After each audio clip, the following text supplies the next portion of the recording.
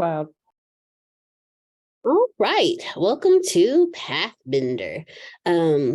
Just a reminder, cameras do need to be on. A little housekeeping real quick.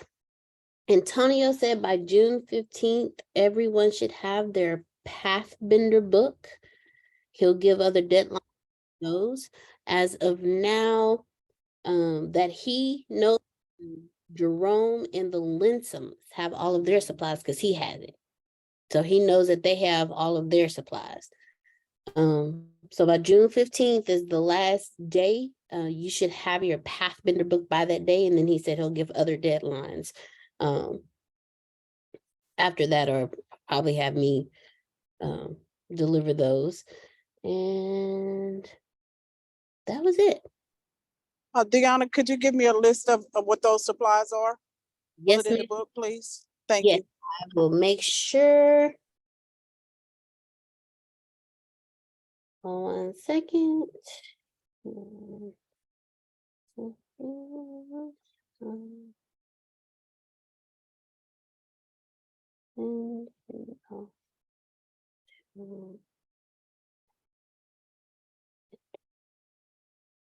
All right. Bam. So we will get, okay, Sorrentinos have a book. So we will get a list.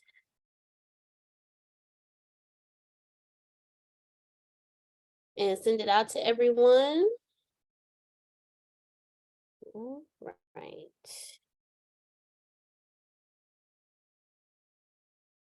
Okay. All right, so again, for those just joining us, doing a little housekeeping, just a reminder that we do need all cameras on for Pathbender. Antonio said that June 15th, everyone should have your Pathbender books by June 15th. We sent out a list to everyone, letting you all know what all is on your supply list for Pathbender. As far as Antonio knows, the Sorrentinos have their book. The Jerome, Uncle Romy Rome, and the Linsoms have all of their supplies because Antonio has them. So we're going to get those shipped off to the Linsoms. Ah, there's the book. All right. I think, Miss Frida, you have your Pathbender book, right?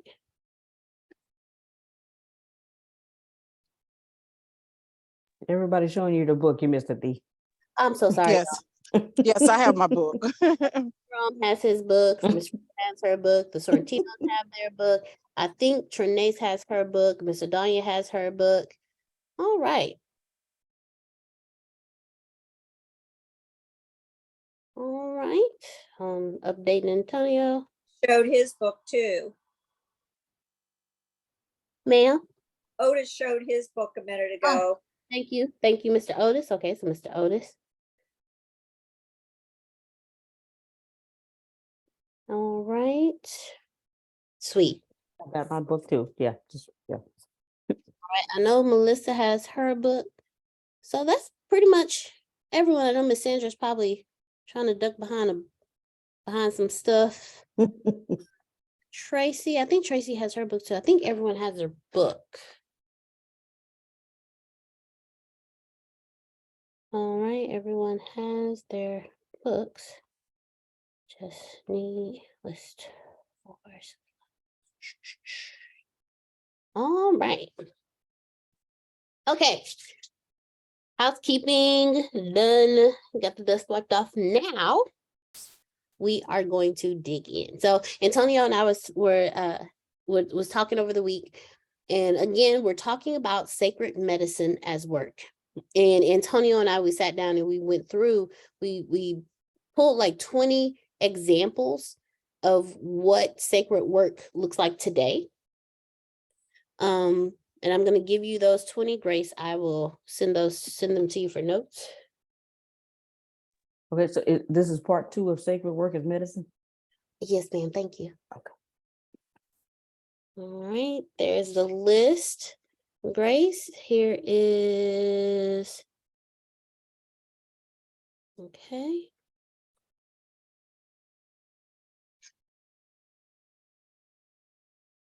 All right, and then Grace, Okay, the supply list is in the chat, and we'll also email it to you as well.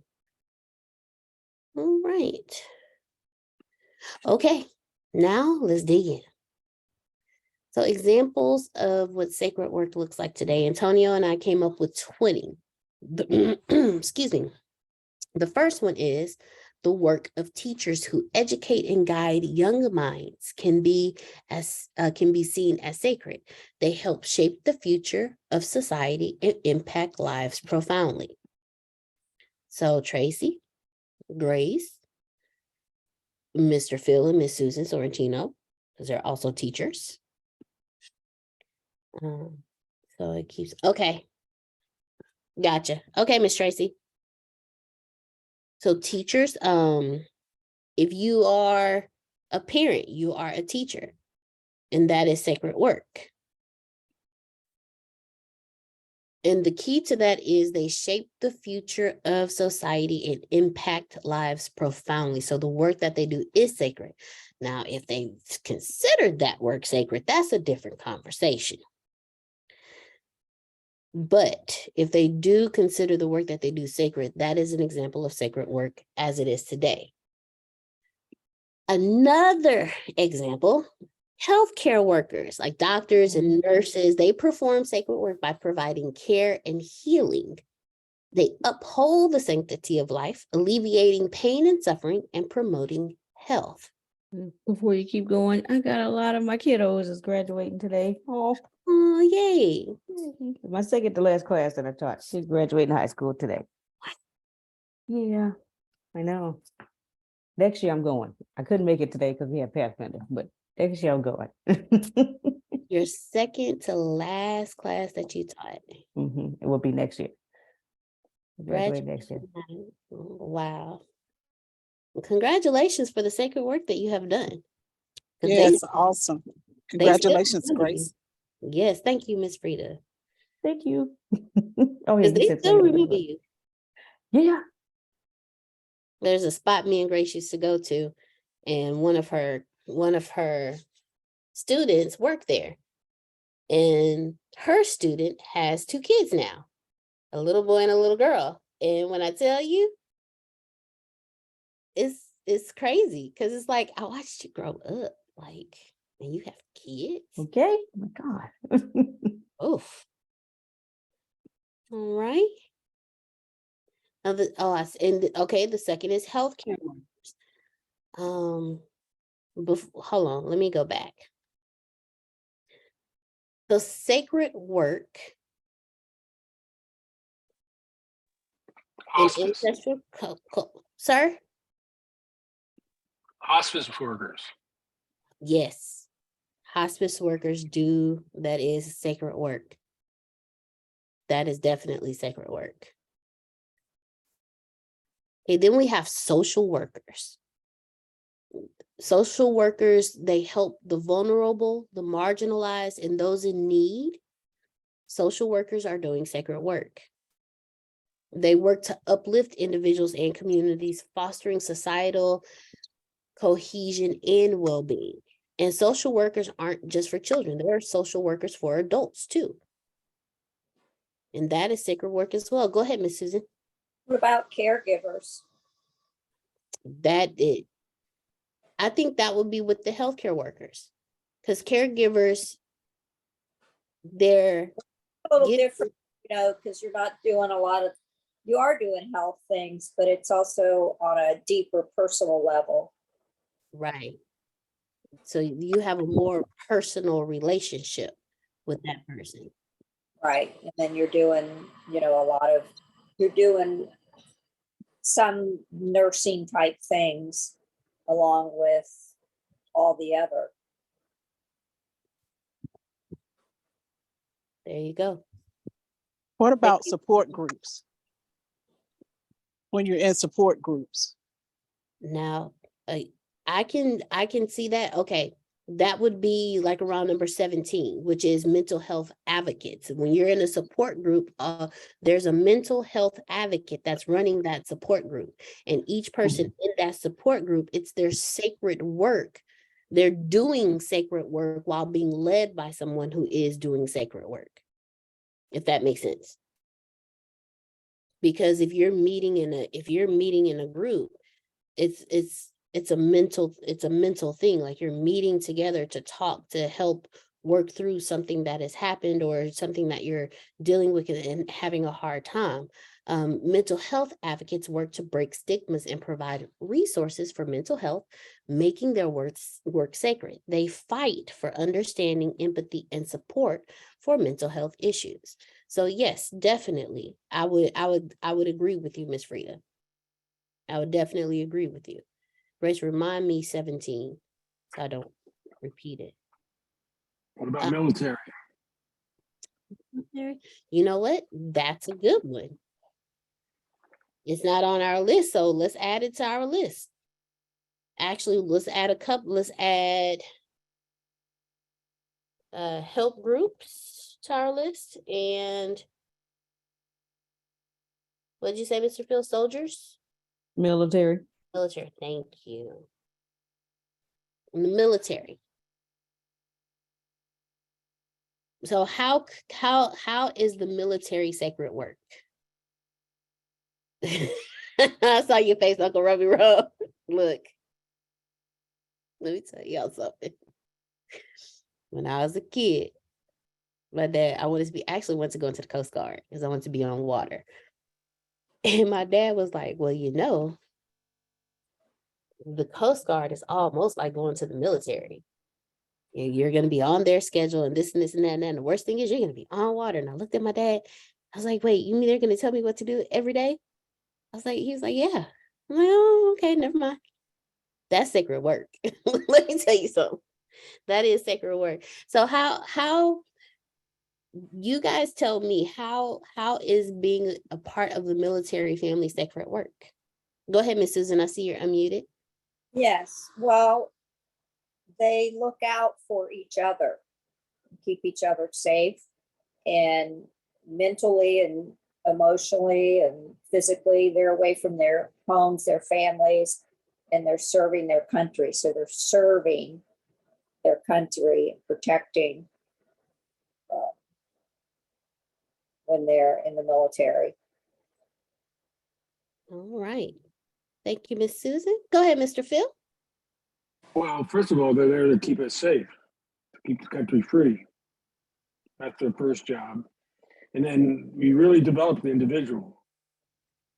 Chad was a great guy when he went in at 19 years old, but now he's 39 years old. He's an amazing man.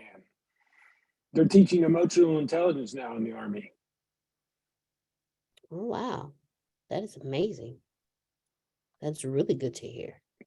Yeah, Another so point- Yeah, go ahead, Phil. it reinforces community. You have a bond, just like we've got a bond here. There's a bond that we have within this group that's there for all of us. Well, military, they create the bond at probably 10 times more than what our bond is here, because you're dependent upon that guy next to you. Do you keep him safe and he's watching out for you? If you go to my Facebook page, you'll see Chad was on a podcast last week. We didn't even know he was going to be on it. I just happened to see it. And they're asking him all about his military experience. And a lot of what we're saying here is what he said. All right. So we have added military to our list. So thank you, Mr. Phil. Thank you, Miss Susan. Tracy, go ahead. I see your hand is up.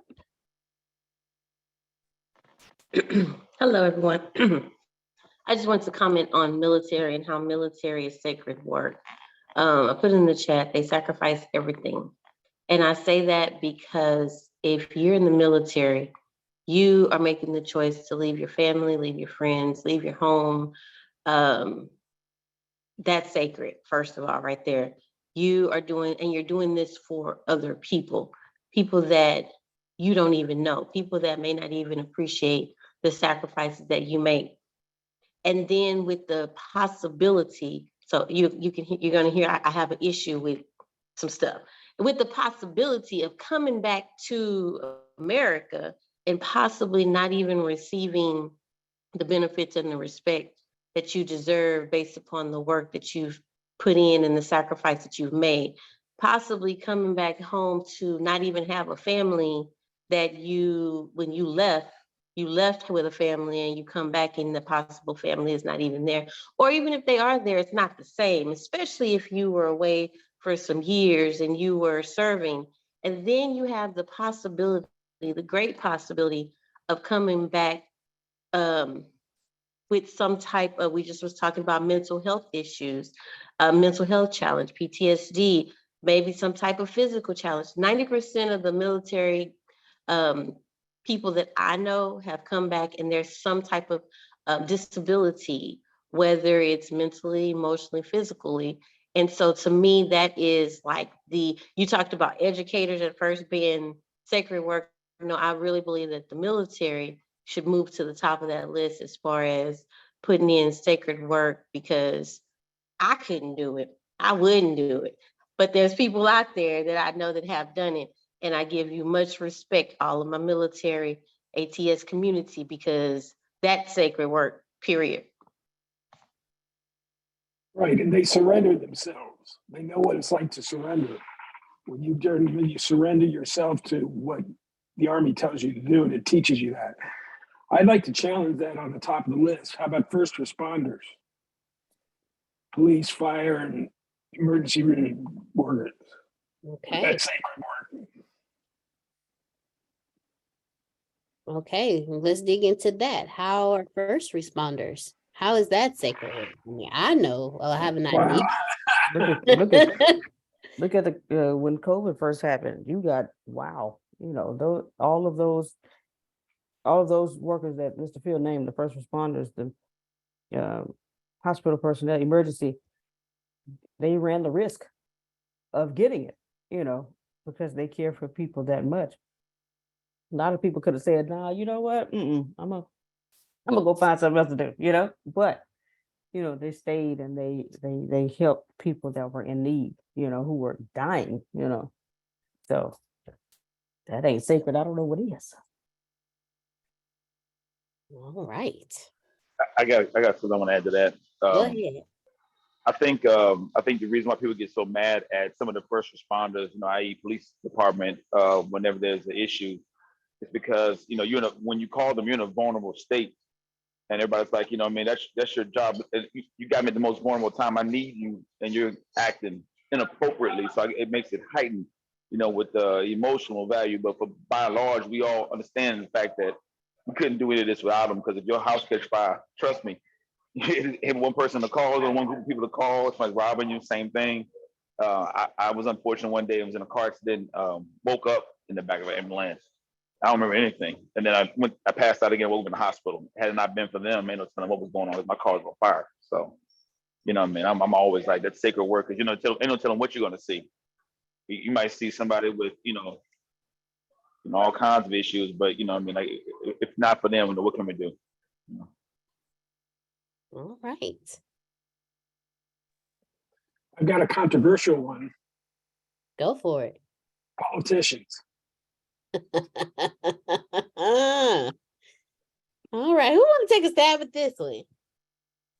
I want to debate the sacredity of that. There's no sacredness of that. Too, Miss Adonia. It's volunteer work, so I get that part of it. But if they did it the way it was meant to be done, I may think different. There's nothing sacred about these people thinking for themselves and what's the benefit of them and the people they choose to represent. Don't get me started. Love you, Phil, but that was you kicked me in my knee on that one. Who else? I told you it was going to be controversial. I set it up that way. I knew that was going to happen, but it should be. I don't know. The more I listen to Marianne Williamson, the more I think she may fit that category. We'll see. Okay. Another plug for us. Study the book on Monday. And originally, when you said that, it struck a chord, the same chord as probably Miss Adonia. However, as you were saying it, I was thinking sacred work, pretty much a lot of the positions are sacred work. Now, a politician can be sacred work because if we did not have politicians, if we did not have some type of government and some type of governing bodies and some type of head that does lead, where really would we be as a country? Now, I know as a country, we're not necessarily at the best place, but if we did not have some type of structure within politics, then there would be more, I think there would be a world of a country of more chaos. So the politicians do actually do a sacred work based upon what's the best need for their party and their people and their agenda. So just a thought there. All right. I am loving this. Loving, loving, loving Oh, Tracy, I don't agree with that. it. I got another controversial one. Go for it.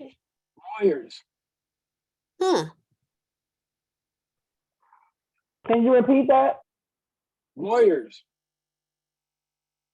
Lawyers. So who wants to take a stab? They're only sacred if I need them. I'm gonna give somebody else a chance because I could do this all night.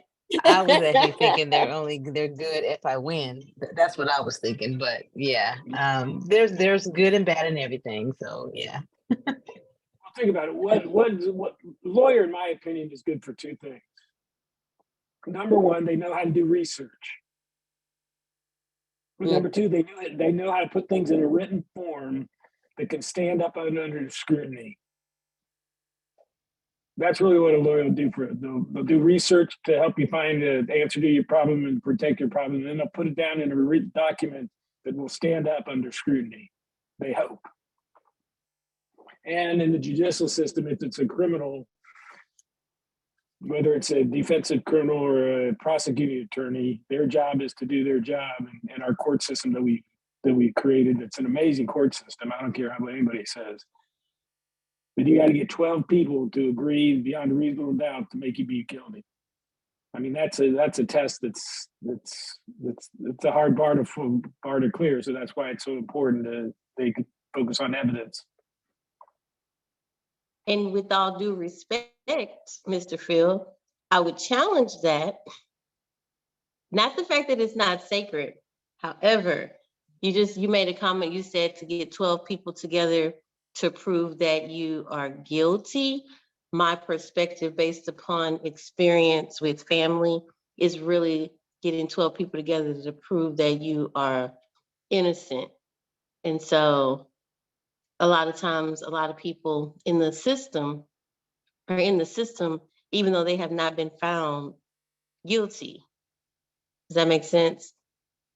And then having evidence that has not proven that they are innocent, and then they still are in the system and locked up until whenever they get their court date. So but with all due respect, I'm gonna turn off my Well, mic. our judicial system needs reform. There's no doubt about it. Our judicial system needs reform, without a doubt. But you're supposed to be presumed innocent until proven guilty. That's the original intent. But yeah, all of our systems need upgrading. I mean, name a system out there that doesn't need upgrading. And with this new technology that's coming along, are we going to use this AI to help upgrade our systems and make them better and make them more efficient? Or are we going to use this AI to be more disciple, to be more dividing, to be more just bad people? It's going to be our choice. Right. I believe when it comes to lawyers, you have those lawyers who get into it because my dad said I need to be a lawyer. My mom said I need to be a lawyer. Lawyers running our families. We go to these colleges, we get to these firms, and our whole goal is to become partner. But then you have those lawyers who see the injustice and they take that time and they go to school and they study law so they can help fight for those who cannot fight for themselves. To me, that's where being a lawyer becomes sacred work. because they are genuinely fighting for those who cannot fight for themselves. You have some lawyers that take on pro bono cases just because they know that this person is there's no justice being given to this person, and this person needs help, but they can't help themselves. You have some people that take on cases and they don't know how in the hell they gonna get it done, but they know it's something they know, I know this person is innocent. I know this person deserves justice.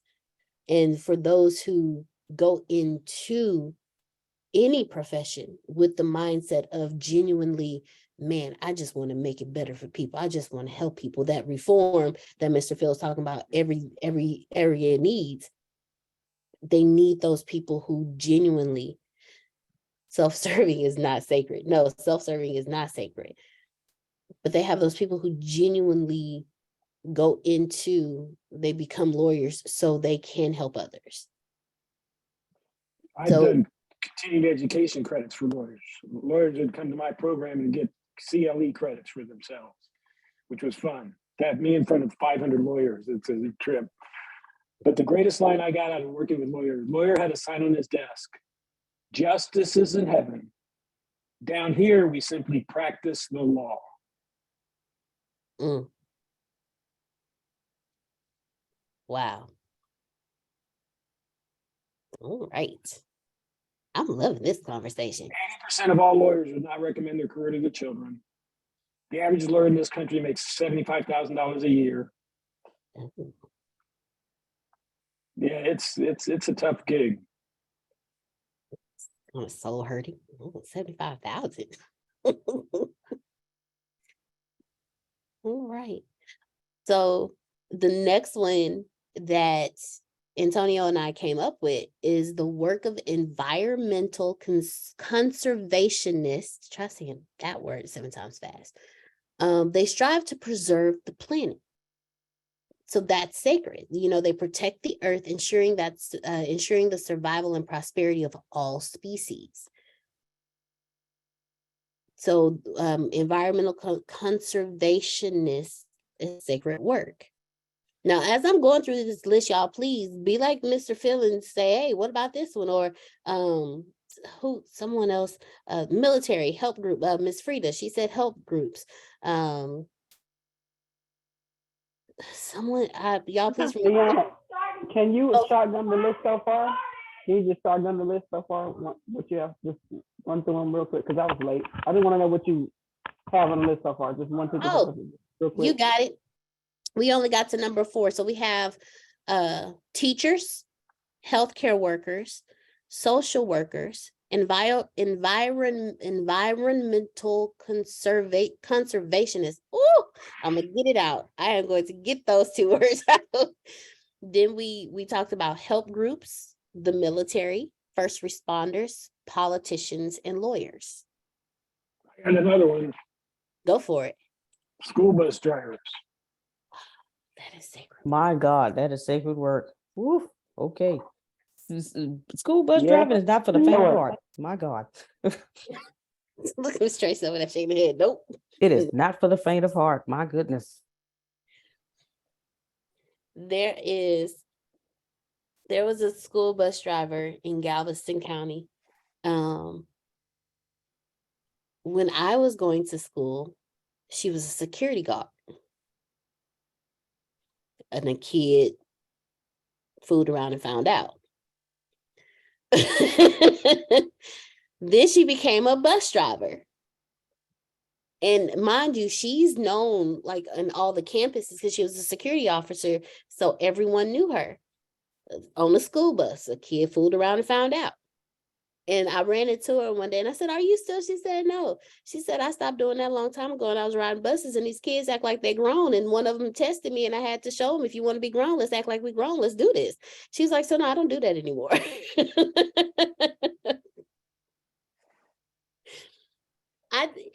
I think when you genuinely care and when you genuinely, it's not because when you were a kid, your parents said so. It's not because you saw everybody else do it. when you genuinely have this love to help and to nurture and to heal someone or something else, it becomes sacred work. My dad teased me when I had my first puppy. Not my first puppy, but mine, like the one that I raised, that I financially supported. Because, you know, when you're a kid, you have pets, your parents financially support them. But the one I financially supported, he laughed at me one time because I called him Brawly. If y'all are Dragon Ball Z fans, you know exactly who that is. And I called him my baby. But I had a way of caring for puppies in general and animals in general because they can't talk. They're in pain, but they can't communicate to you. And my dad teased me one time because I was bathing my puppy, and he was about like, well, he's still this big. He wasn't the 80-pound dog just yet. You know, he was a nice solid 13 pounds. And I was bathing him, and I realized the water was too hot, and he kept doing his little paws like this in the water. And I picked him up, and his little paws are pink. And I was like, I'm so sorry. I didn't mean to make it this hot. And I'm having a conversation with the puppy because I felt bad because he couldn't tell me. All he could do was do this. And my dad said, he stood and stared at me. He said, you have more patience for animals than you do for people. He said, you really are in the wrong profession. But animals were my sacred work growing up. Like I had a pet frog, and I can't stand frogs. But I saw him hopping around my yard, and he looked like he was hurt. Mind you, I didn't know how to take care of no frog. I just knew he was hurt, and I was going to try to help him any way I can. You know, I've resuscitated baby hamsters because they were suffocated by their mom. And those suckers are like this big. And he started breathing again. I was like, oh my goodness, I did it. When you have a passion and a drive and it's not self-serving, because Trinace made a point earlier, self-serving is not sacred. Self-care is sacred, but self-serving is not. And when you have that drive to care for something bigger than yourself, it's sacred. It's sacred work. Go ahead, Tracy. Like Chef Jay over there doing that sacred work. Y'all, she was getting us this morning. I'm talking about, look at her now. She does some Oh, sacred she in work that pot. Oh yeah, that's Okay. sacred work. That's sacred Okay. work. now. Go ahead, That Tracy, my bad. is a ministry in itself. You Mhm. good? I'm watching because I don't do that. You don't see me in the kitchen. But you mentioned it's not self-serving. If it's sacred work, it's not self-serving. But doesn't it ultimately become self-serving? And this is the reason why I'm saying that, because for me in teaching, in order for me to stay in teaching, it has to be self-serving for me. Like for me, every year in May, they have teacher appreciation. When I get the letters that say, oh, Ms. Armstrong, you was a great teacher, I loved you, you're my best, that makes me feel good, which I feel is self-serving, right? But does it mean like you serve others, which makes it sacred, and then you ultimately get served? Or if it's just self-serving to begin with, and you just doing it for yourself? Because I guess ultimately I'm doing it, I continue doing it because I feel like I get the pat on the back at the end that they liked my class. If I didn't get any of that, I probably would be like, well, ain't no point in me continuing. Does that make sense? No, that makes sense. I'm gonna go ahead and let Miss Trinace go first, and then go ahead, Miss Trinace. So I meant self-serving, like politicians, when they start off in politics, they may have a great I'm getting in here to serve the community, but it changed to a more self-serving situation where we as people vote them in, we don't get the same benefits that they get. We don't make the same money that they get. So their self-serving purpose turns into a selfish purpose that hurts other people. So that's what I was thinking. No, and I agree with you. And Tracy, no, I agree with you too, because when you do something, getting rewarded for doing something amazing feels good to everybody. Right. And I have a kid. I have a choice if I want to take care of him or not. Y'all can say what you want to say. I'm speaking truth. We're going straight factual. We're not talking about morality or anything like that. We're straight. You can have kids and you can choose to raise them or not. But because I consider being a mom sacred to me, whether I get a reward or not, I still enjoy that job. I still enjoy the job of being his mother. But please understand, every time I get I love you, mommy. Oh, that melts my heart. That's the greatest reward of all times. He don't have to say, I love you, mommy. The fact that I was chosen to help guide this being on this plane is a big deal to me. Just like it's a big deal when Antonio made me an ordained minister and then put me in front of his congregation, that was a big deal to me. So the work I did to get, and when I got in front of people, was sacred to me. They could sit in the pews, be silent all day, not say a nam, amen, wink, blink, blow, say, forget you. They could just sit there.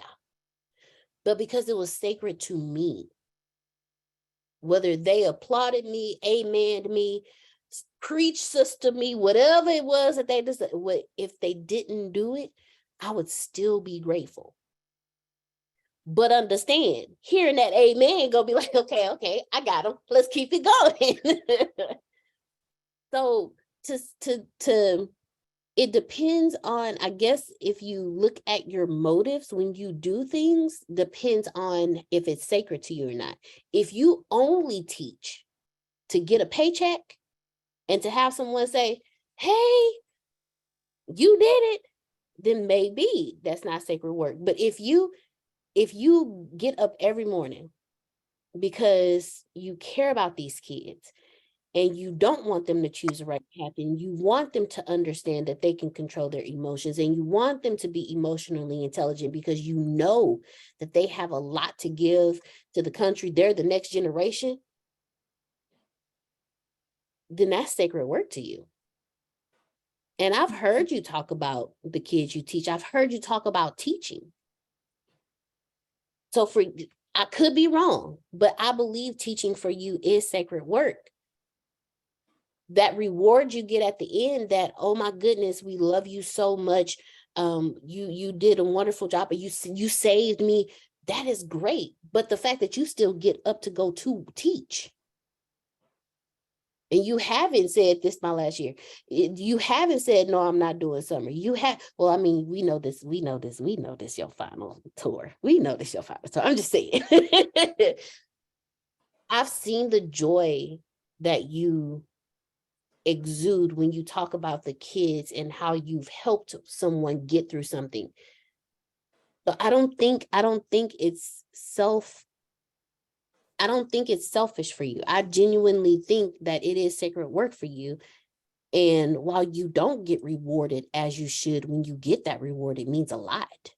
It rings very loud to you. Now, I could be wrong, Miss Tracy. I could be wrong because I don't touch kids. Because I'm just wondering, because today was our last day, and all the teachers, we was all celebrating and happy and waving by. And woo, yes. So I was just wondering, I was like, okay, the sacred work is not happening during like the summer for us. So it's like, okay, is it really for the kids? Because why are we so happy to see them leave? You know what I'm saying? But just a thought, I understand. I keep on understand, going. Miss Tracy. Okay, I understand. Hey, I always tell my kids, you know what?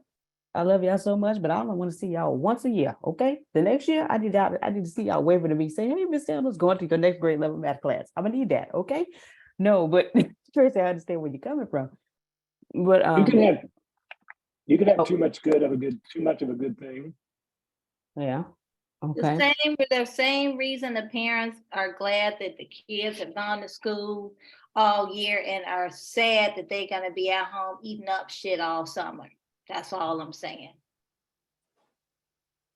Well, teachers look forward in the summer, they go into their classroom and enjoy getting it ready and setting it up for the kids to come back. So it's just taking a break. But back to Deanna, what you were saying about, I believe giving birth to a child at that moment is extremely sacred. And it's a sacred thing to have that helpless baby that you're to care for. And once you do all that, it's really forever sacred, because it doesn't change no matter how old they are, because you carried them in your womb and the whole thing. So I think being a mother is extremely sacred. And can I jump in real quick? And I'm gonna shut up, okay? But when you were and I'm thinking like, but when Deanna said something earlier, she said she looks at it as sacred and she knows that it's a choice, right? To actually take care of your kid. And when you said that, I was just thinking about several students who I know whose parents and moms like literally gave them up, don't take care of them. Like I know lots of kids. It is so much, it's so many parents who have literally, they don't take care of their kids. Now, I was thinking with what you just said, Miss Susan, do they, maybe, just a thought, they realize how sacred it really is to raise a child and they can't handle being responsible for that sacred work. And so instead of even trying, they may push that off or not push off, or you know what I'm saying? Like that it's that sacred, because it is. It's like it's so sacred. I don't want to mess it up. I don't want to mess up this person. So I'm not even gonna do it. Give it to somebody else. That's why there's adoptions. Right. My aunt and uncle had 7 adopted children. And to your aunt and uncle, being parents was sacred to them. Extremely sacred, yes. Whether they were biologically theirs or not, it was still sacred to them. Yep, and several of them had disabilities. And then to go along with what you were saying, Miss Tracy,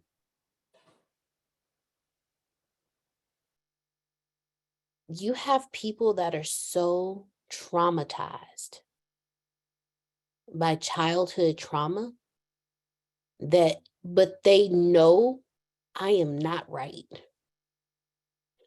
And the greatest, most sacred thing I can do for this child is let somebody else take care of them. You have parents out there like that. But then you have some parents that's just like, it's just not sacred to me. I just don't care. And what I've noticed in talking with you all about sacred work is not only is it something you do because it's outside of you for something bigger than you,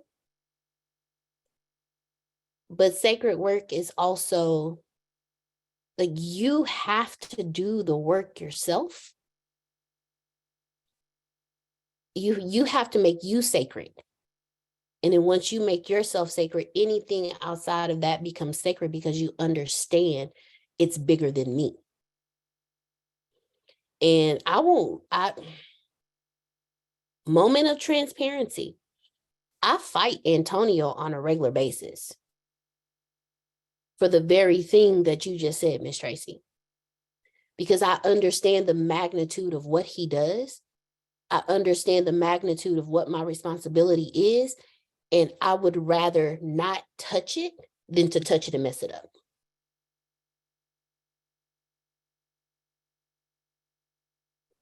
The reason why when he asked me to teach, I be like, you gonna give me something?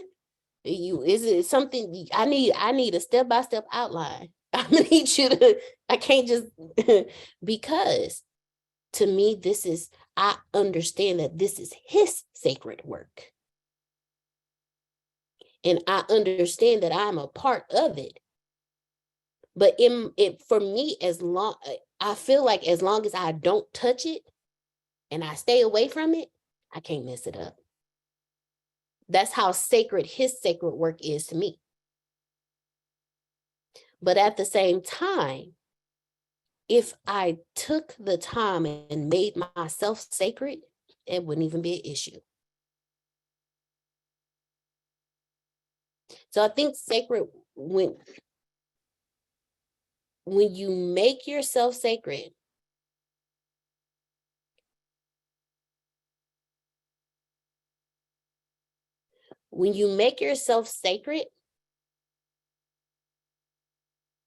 anything you touch, like that fear won't be there.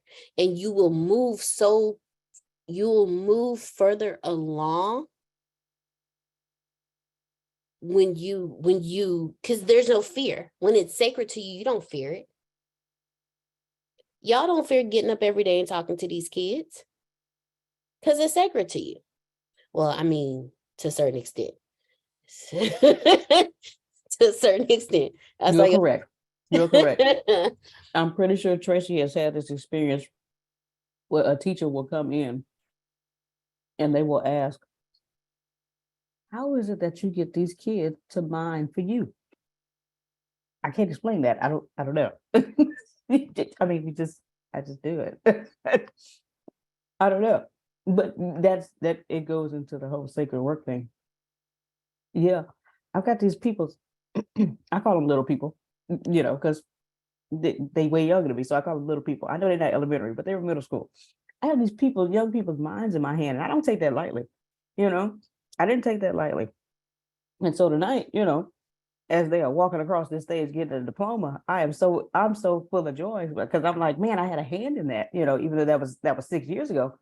But from what I taught, it looked like, because since you walking across the stage, it stuck because you had to keep what I taught you in 6th grade in math to keep going, but yeah,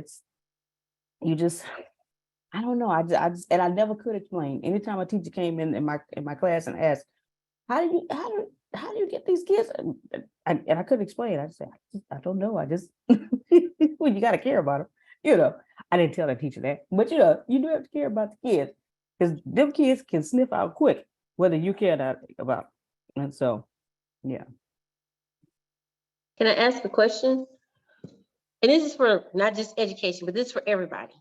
And y'all can help me. So you mentioned, Deanna, you just. Uh-oh.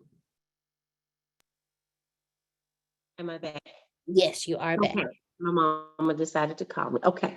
So when you just said, like, if you, like, for us, for everybody, you pretty much have a business or a vision, or we have something that's sacred to us that we're doing, right?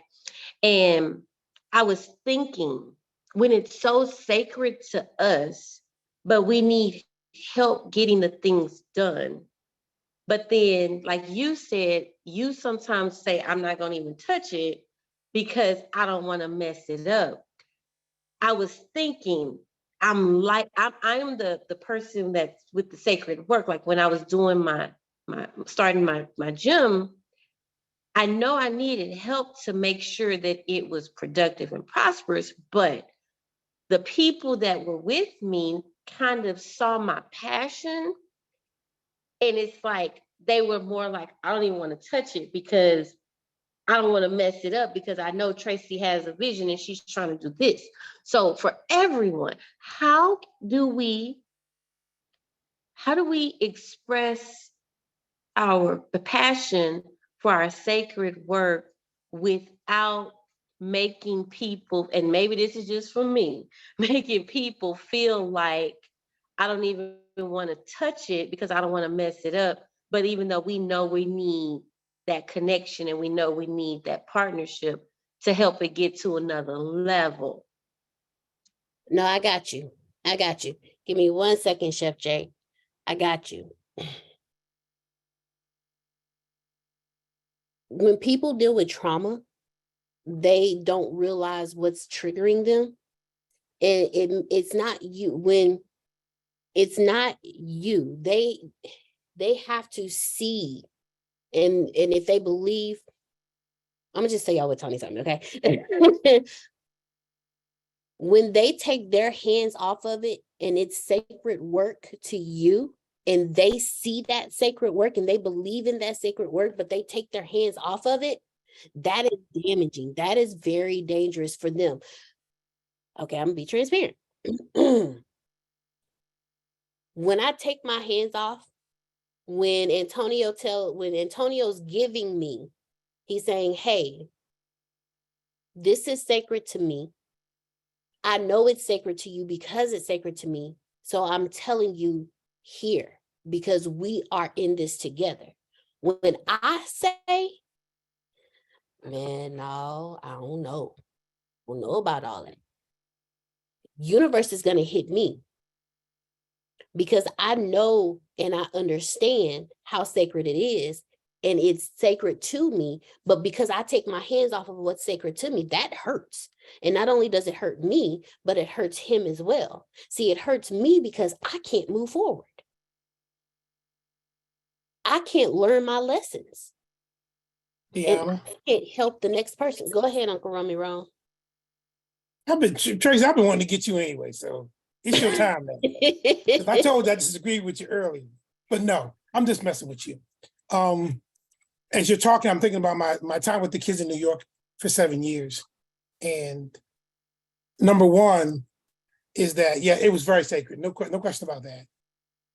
Even to the point where I was selfish about it and told the kids I'm selfish. Because here's what I told them. 20, 30 years from now, you're going to run this country whether I want you to or not. If I fail to invest in you, I condemn myself. So when I'm 60, 70 years old, going across the street to get my Social Security check, I want you to help me back across the street, not bust me upside my head and take my check. I heard 2 or 3 of them in the back of the classroom laughing because they knew I was keeping it real. But I meant it from here because they are the future. They're my future. So coming to work every day and pouring into them, I loved it. And I think that's what the sacred work is so important about, is what you're getting out of this. Now, if I'm ready to hand that off to someone or let someone join in a collaboration with that, I need to be, number one, mindful of my limitations, but be mindful of theirs. So when Deanna was talking about Antonio and the fact that this is his sacred work and he's allowing her to be a part of that, I believe that if she didn't have, quote unquote, the necessary skill set to handle this, he wouldn't put her out there to crash and burn.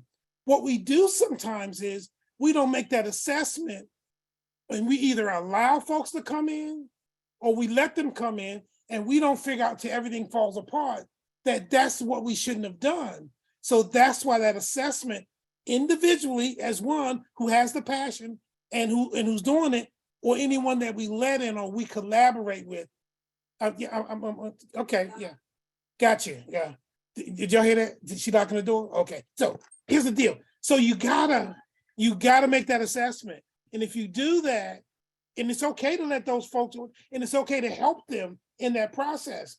But the passion you have, Tracy, everybody's not going to have that. I don't care what anybody says about Grace. She stepped away from education because she knew she needed to. But just like she said today, my kids are walking across that stage, and you better believe next year I'm gonna be there, because that love it's been how many years, Grace? But that love is still there. That passion is still there, and she knew she made a difference. That's the key. So someone else, if you're collaborating with them or you're allowing them in, you need to understand where they stand and their ability, because everybody can't do what you do. I can't do what Antonio does.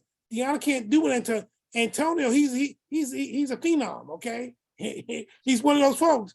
But the point is that, but he's trusting, and I've seen him trust Deanna. I've seen him trust Grace. I've seen him trust Monica. I've seen him trust certain people in his entourage.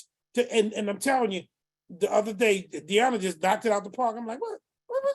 You see? No, I want Antonio. I never told her that. I want Antonio.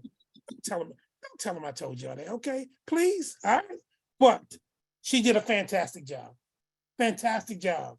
And so what does that say? That tells me that him being who he is smart enough and has enough intellect to know I can trust her with my work. I can trust her with this. And it's going to turn out just fine. So that's what I would say to that. Okay, I'll be quiet. No, thank you, Uncle Romeo. I'm gonna tell y'all verbatim because I took notes on it, because I've had this conversation with Antonio, and I told him what I just told y'all. I told him the same thing, and he told me, God punishes that brutally. And it's found in the parable of the talents with the guy with one talent. And he always bring that up to me, and it never really like steeps, it never really settles in. He said, with that parable, everybody else took that parable. They took what was sacred work to their boss, their owner, their manager, however you want to phrase it. Y'all don't stone me, okay? I know the parable, but I don't know the proper verbiage, so don't stone me. Just go with the story, okay? But the guy that received the most number of talents, he went off and he did something with it. He took what was sacred to his manager and he made more of it. The second guy took what he made with his manager and he made more of it too. It wasn't as much, but he still did something with it. But the guy with the one talent did just what I did. He said, man, look, Antonio, I know the sacred work to you. And because it's sacred to you, it's sacred to me. So what I'm going to do is I'm not even going to touch it. I'm not even going to touch it. And that's even worse because someone unmute and tell me what the guy told the guy with the one talent. I know y'all know it. You fool. And that's what Antonio told me. Not in those words, but he basically said, why? If it's sacred to me and I'm giving it to you, that's because I realize you know what to do with it. Watch yourself. And like Miss Tracy was saying, well, some people, who do I know? Who do I know? You'll know. But if they don't do the sacred work for themselves, on themselves, they gonna have it's gonna hit them. Because while y'all see me bubbly, rainbows, shiny things, ooh, squirrel, I go through it. Let me tell y'all something. I go through it because you know what, Antonio? That's sacred to you, so I don't want to touch it. I don't want to mess it up. To think something is sacred and to say I won't touch it or mess it up, it's evil and the universe punishes it. That's one of the things that Antonio told me. And when he told me that, I was like, you know what? Because I've been punished by the universe. I have. And I don't like it. Because when the universe punishes, it does it in the least likely possible areas, and you won't know until it's too late. Like you sitting here looking at something. Wait a minute, say that again. Say that again. To think something is sacred and to say, I won't touch it or I don't want to mess it up, it's evil, and the universe punishes that. That's like, oh, I got y'all. That's like saying, you know what? I got this Bible,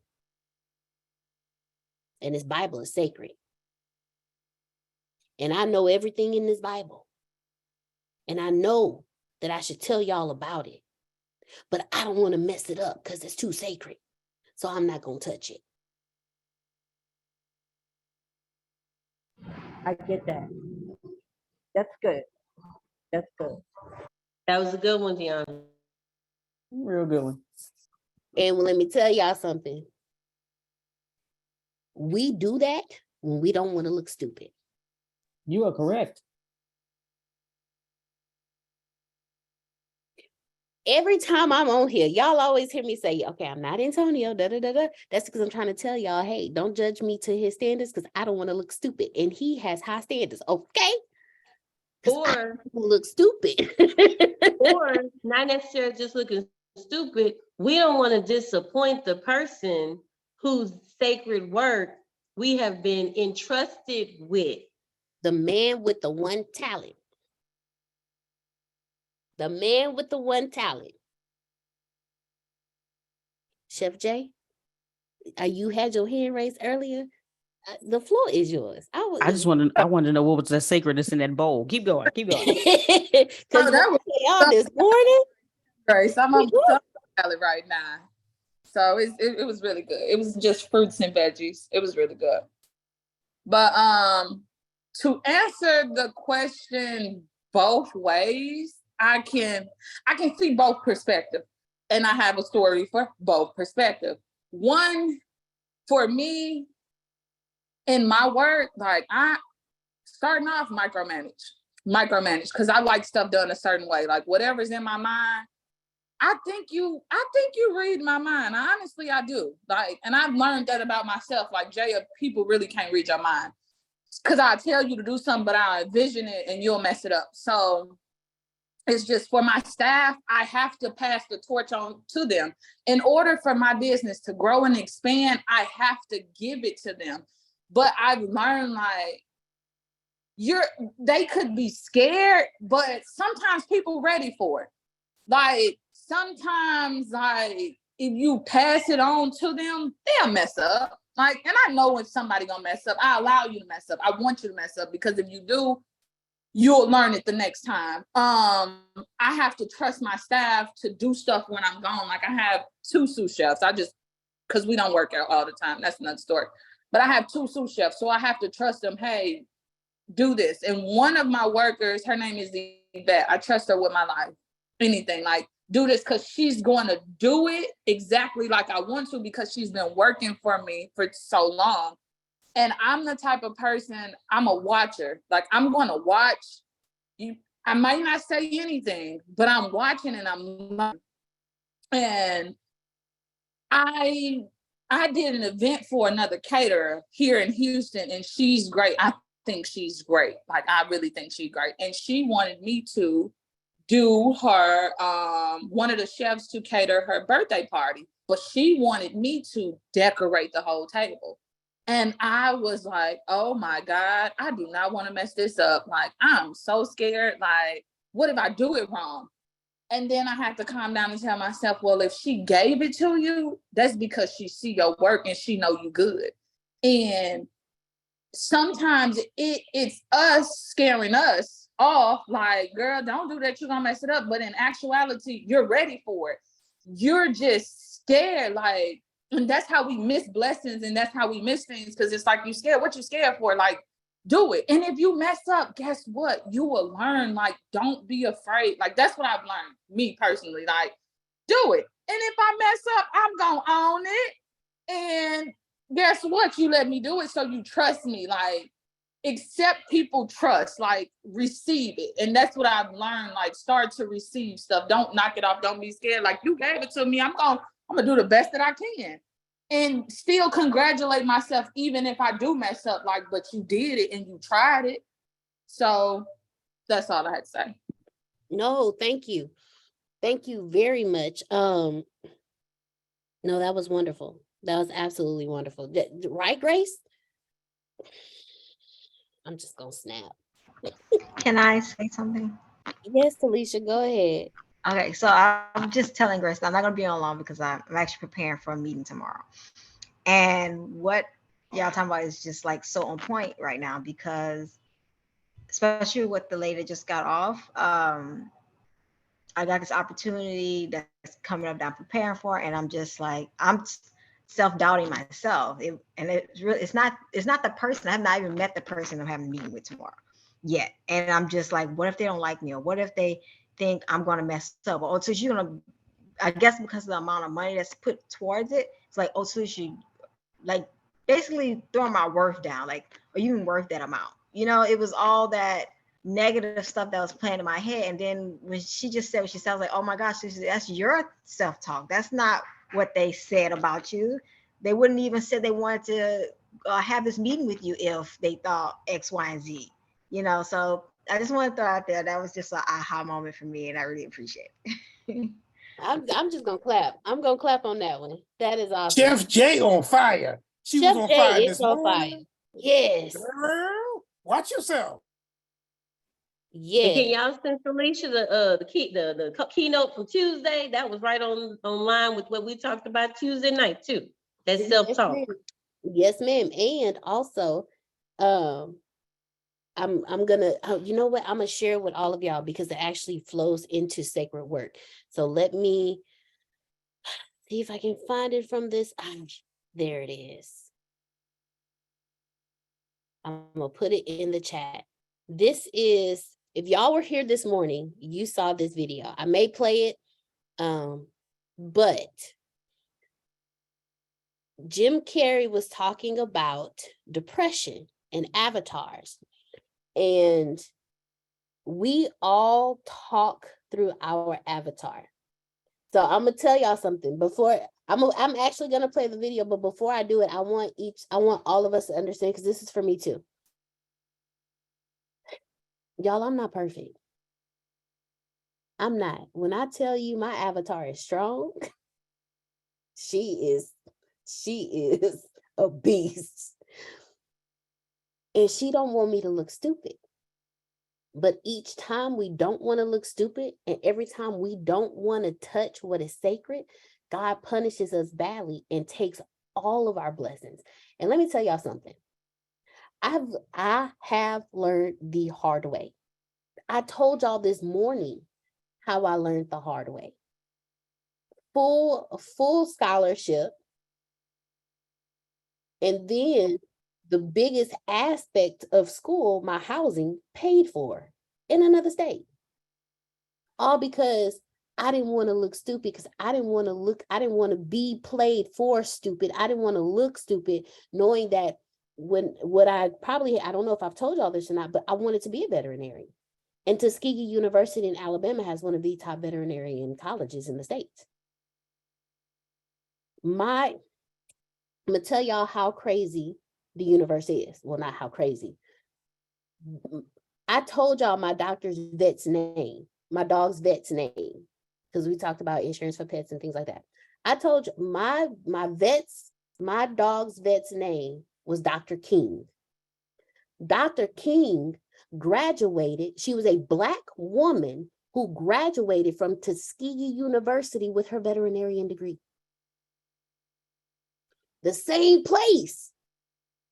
God put in my face. See, look, you could have been taking care of your own damn dog, but no. You want to take it.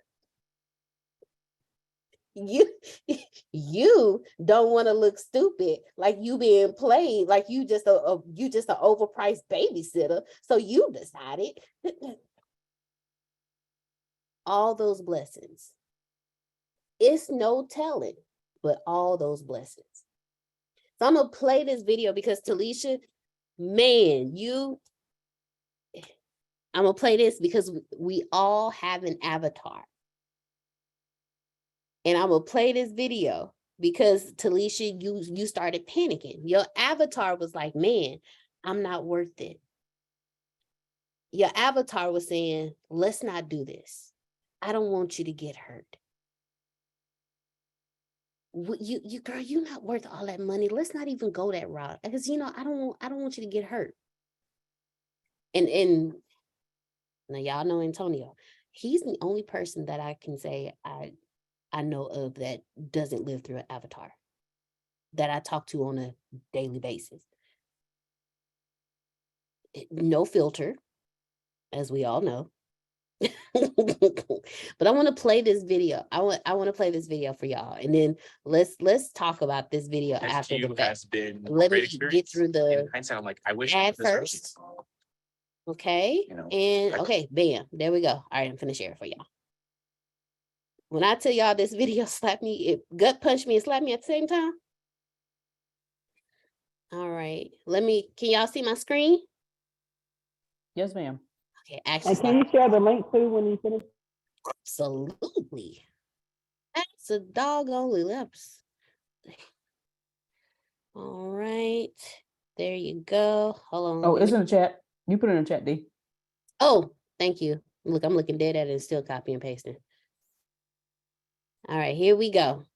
Y'all get ready. So we're gonna talk about this afterwards because this falls in line with sacred work. How can you do sacred work through your avatar? I played the guy that was free from concern so that people who watched me would be free from concern, and then at a certain point you go like, okay, well, that's great, but it's like the one thing, like people talk about depression all the time. The difference between depression and sadness is just, from happenstance, whatever happened or didn't happen for you, or, grief or whatever it is. And depression is your body saying, fuck you, I don't want to be this character anymore. I don't want to hold up this avatar that you've created in the world. It's too much for me. Right.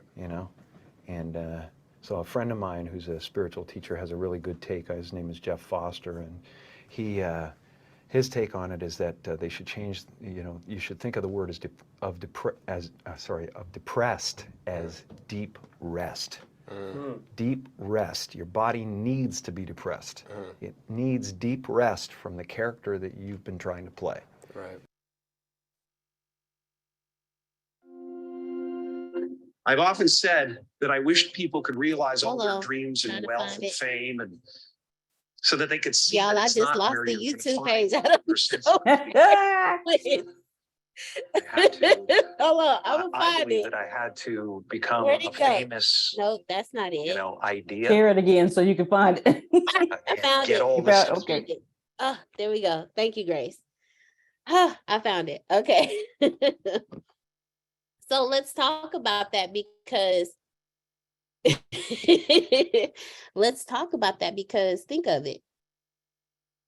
If your avatar is leading your life, how can you truly be in your sacred work? Like, how can you truly dig into that sacred work? Because your avatar is going to tell you, yeah, I need to throw mine away. You and me both. You and me both, Talisha, trust me. When you're in that sacred work, or when somebody says, I trust you with my sacred work here, and you haven't done the sacred work in yourself, those conversations that your avatar is having is telling you, you know what? Maybe you shouldn't do that because we don't want to mess it up. That last relationship you was in, you did all of this. So why even bother now? Just walk away from it. Man, this job would be perfect for you. But you don't qualify for that job. You don't have half the stuff they're asking for. And then and then here you go. But I've been doing it for the last 10 years. Just because I don't have a degree in it doesn't mean I don't have experience in it. But your avatar is going to tell you, but you don't qualify. By their standards, you don't qualify. So why even bother? That relationship with your husband or your wife, that was sacred. That is sacred work. But if you go in it and you're like, man, this is just too hard. The first marriage didn't work. So what makes you think this one gonna work? Why even put in the work? Man, having a kid is hard. I don't even know if I can do this. Well, why don't you just give them up for adoption? But no, I really want this. I really want this kid very bad. But your avatar is going to do everything to turn you against it. Because that avatar was created when you were a kid. And over the years, you just solidified your avatar. When I tell you my avatar has on the full suit of armor, from the face to the, we got the staff, we got the chest plate. I mean, every inch is covered in steel. My avatar has been, man, y'all know how in video games, you know, you level up, and every time you level up, your armor gets better. I've been leveling up for 32 damn years. Let me tell y'all something. My avatar is solid.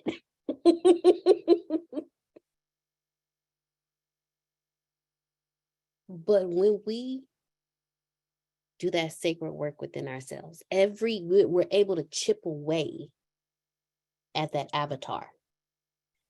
And we can face that sacred work and be like the other two with the talents and be like, hey, I tripled your money.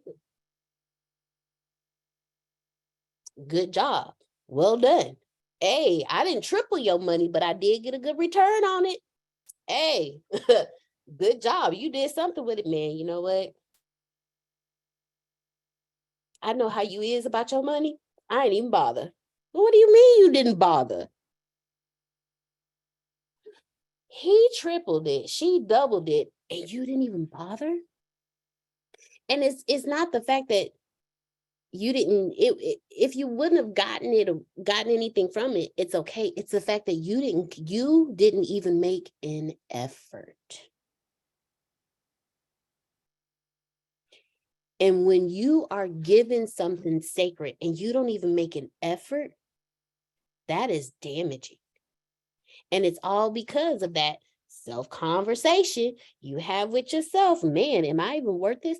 I'm going to tell y'all, Antonio talks about his sabotage. I don't talk about mine. Because Antonio don't listen to his. He worked through his. He reach out. He communicated. I shut the hell down. My sabotage be like, girl, don't do that. I'll be like, you so right. You so right. But over the years, I've realized that hurts me more than it helps me. Because my avatar is stopping me, is helping me live in my fear. My avatar is helping me. The work that I want to do with the teenage homeless children is sacred work. But my avatar has a tendency to tell me, hey, that's a little big, even for you. You can't really help all these kids. They're not going to follow you. What you're doing, yes, it's important, and everybody's telling you it's important, but what if you fail? And every day I delay because of my avatar is every day another child is hungry, thirsty, in danger, suffering. And that's on me because I took it, because it's sacred work to me. I'm passionate about that. So how many of you, when it comes to what's sacred to you, how many of you allow your avatar to talk you out of it?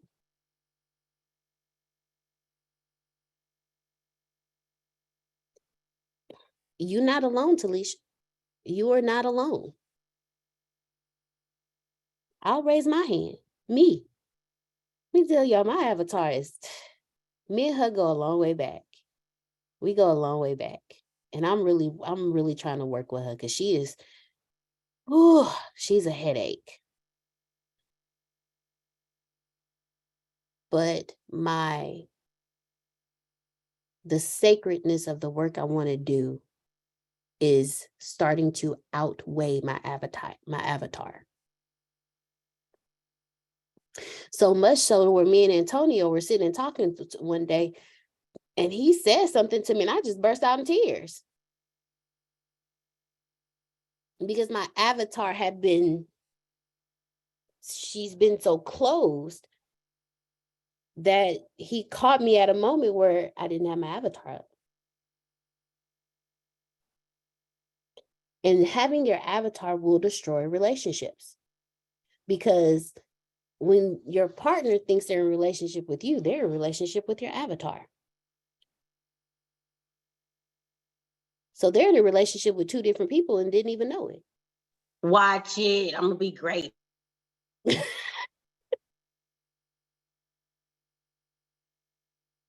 Let me tell you, and then when you get somebody like Antonio, he pointed out to you. It's like, so who are you? He's asked me before, who are you today? Watch it, Mr. Smith Jr. He'll ask me, which Deanna am I talking to today? He's told me for years there's always two Deannas. I just need to know which one is showing up today so I know how to talk to you.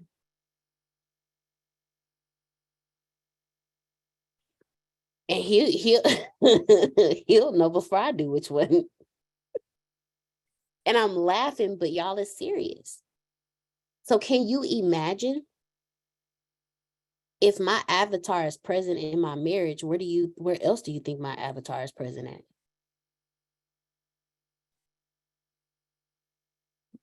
Exactly. My work is sacred to me, but my avatar is in everything I do. So how much of this sacred work have I really dipped into if my avatar is ever present?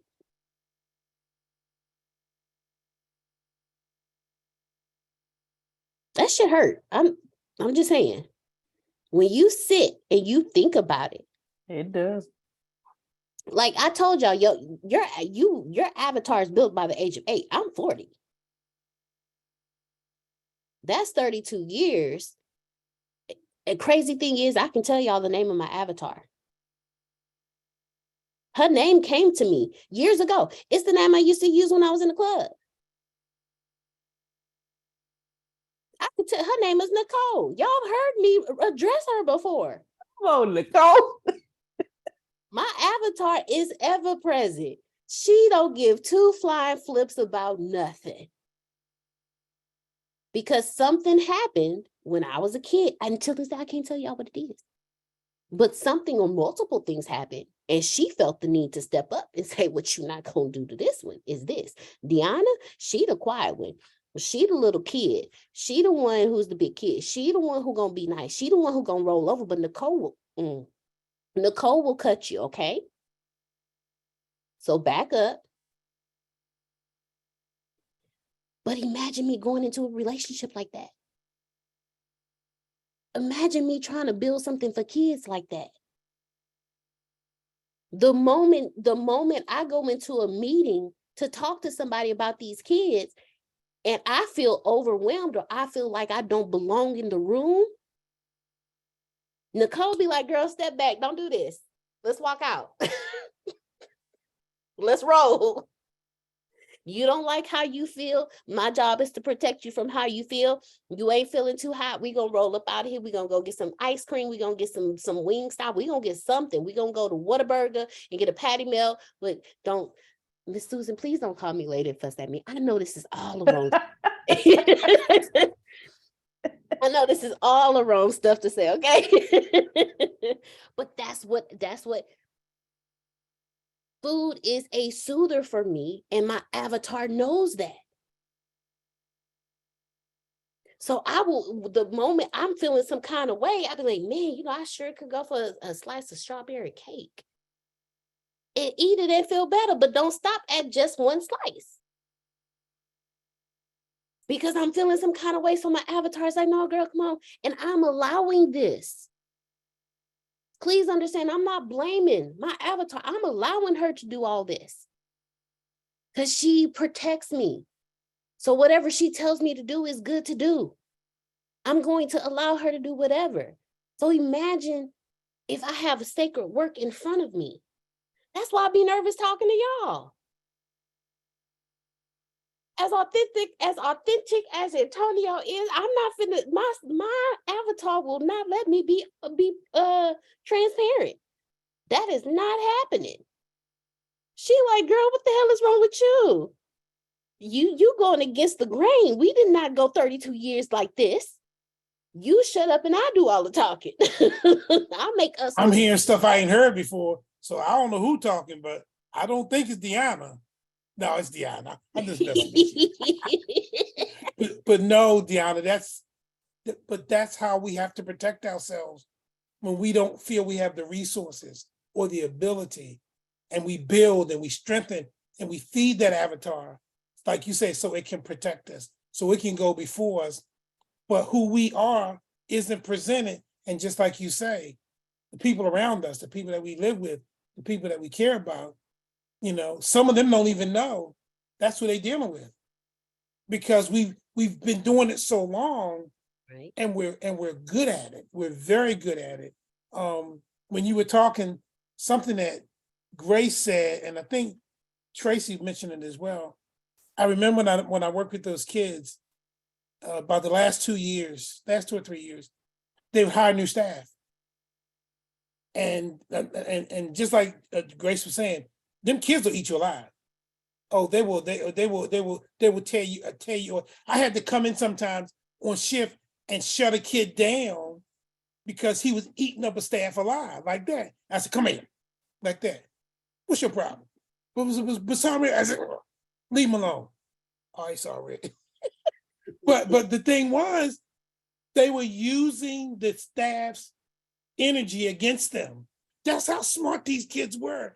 And he was making the staff look stupid. Like, stop, come here, like that. But the thing was, the staff would come to me and say, Sergeant Red, I said, yeah, I watch you work with these kids.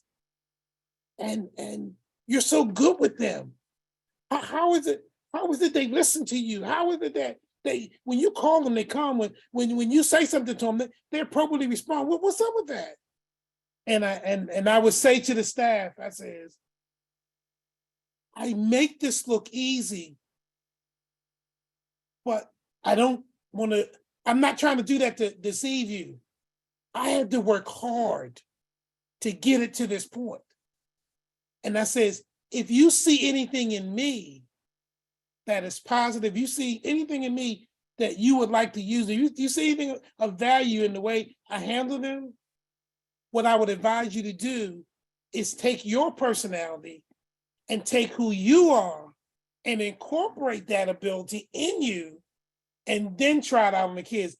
If you try to be me, I can assure you, you're not gonna like the outcome, because these kids are extremely intelligent, they're extremely smart, and they will have you for lunch, dessert, and dinner, okay? And look for a nice snack. I used to tell, and some of the staff will come back to me and go, man, you was right, you do. But the point is that I worked hard at what I did because I loved what I did.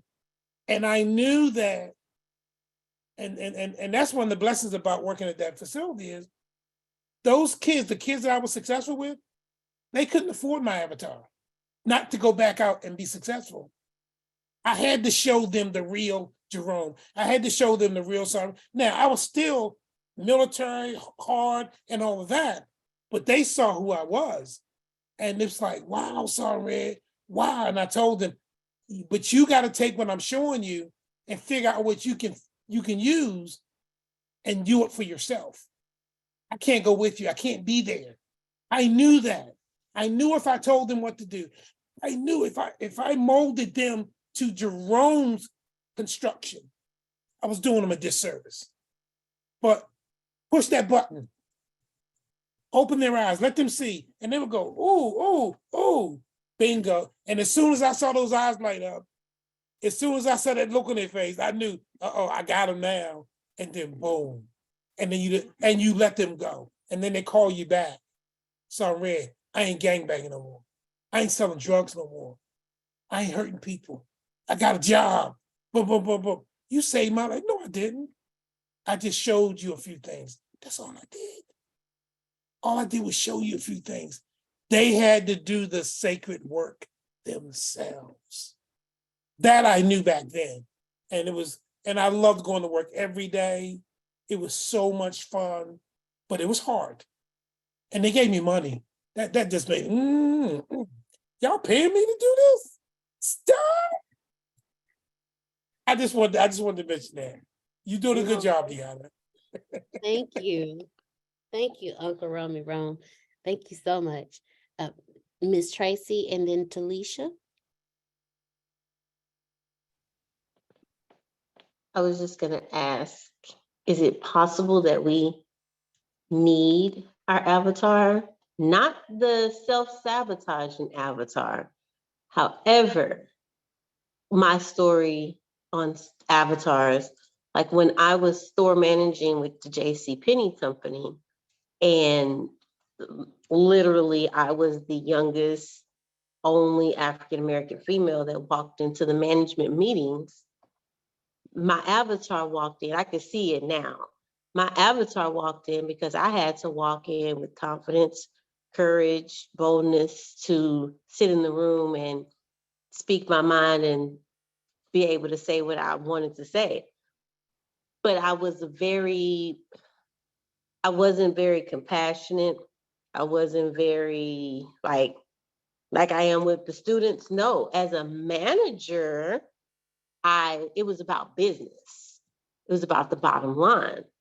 But that avatar taught me how to interact in those types of situations. It kind of gives me the courage. So like when it's time for me to get on a stage now, it's kind of a combination for me. It's my avatar that I'll say, okay, the boldness, the courage, however, the compassion and the wisdom, I need you to flow through me. But that avatar kind of taught me what I needed to do, how I needed to do it, how I need to do it now.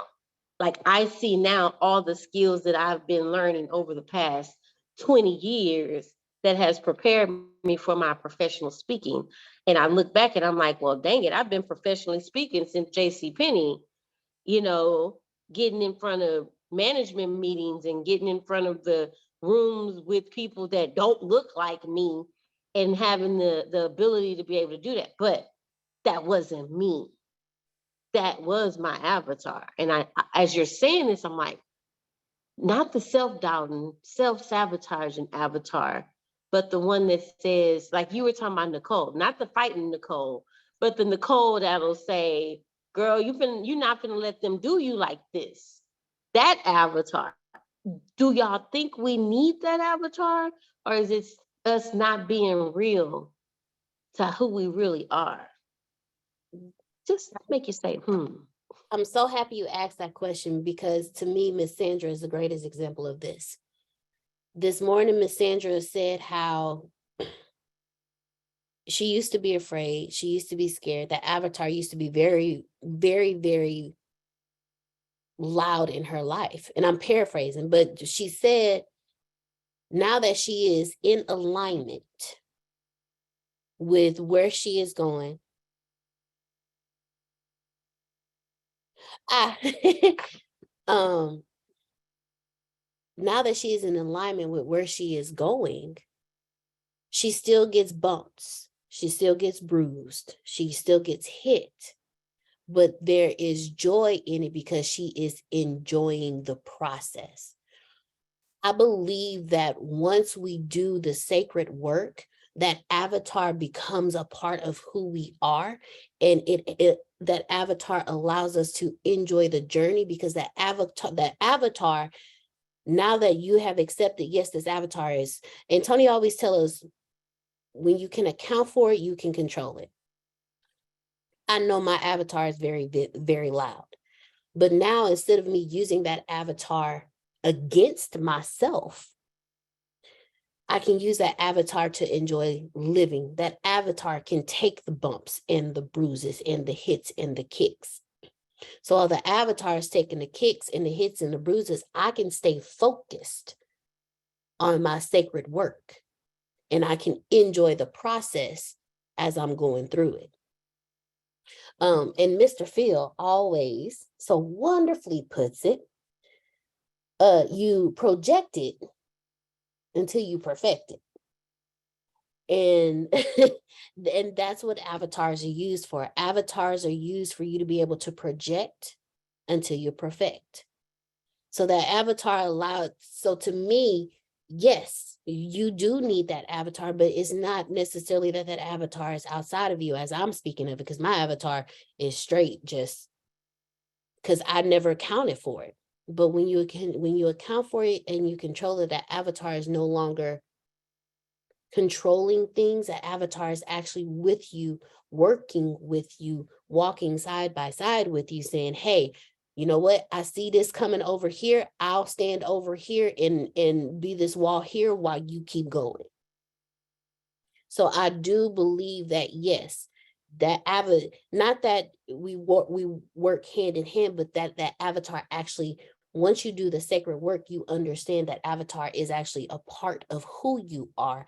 You just have to retrain that avatar on how to work with you and not against you, if that makes sense.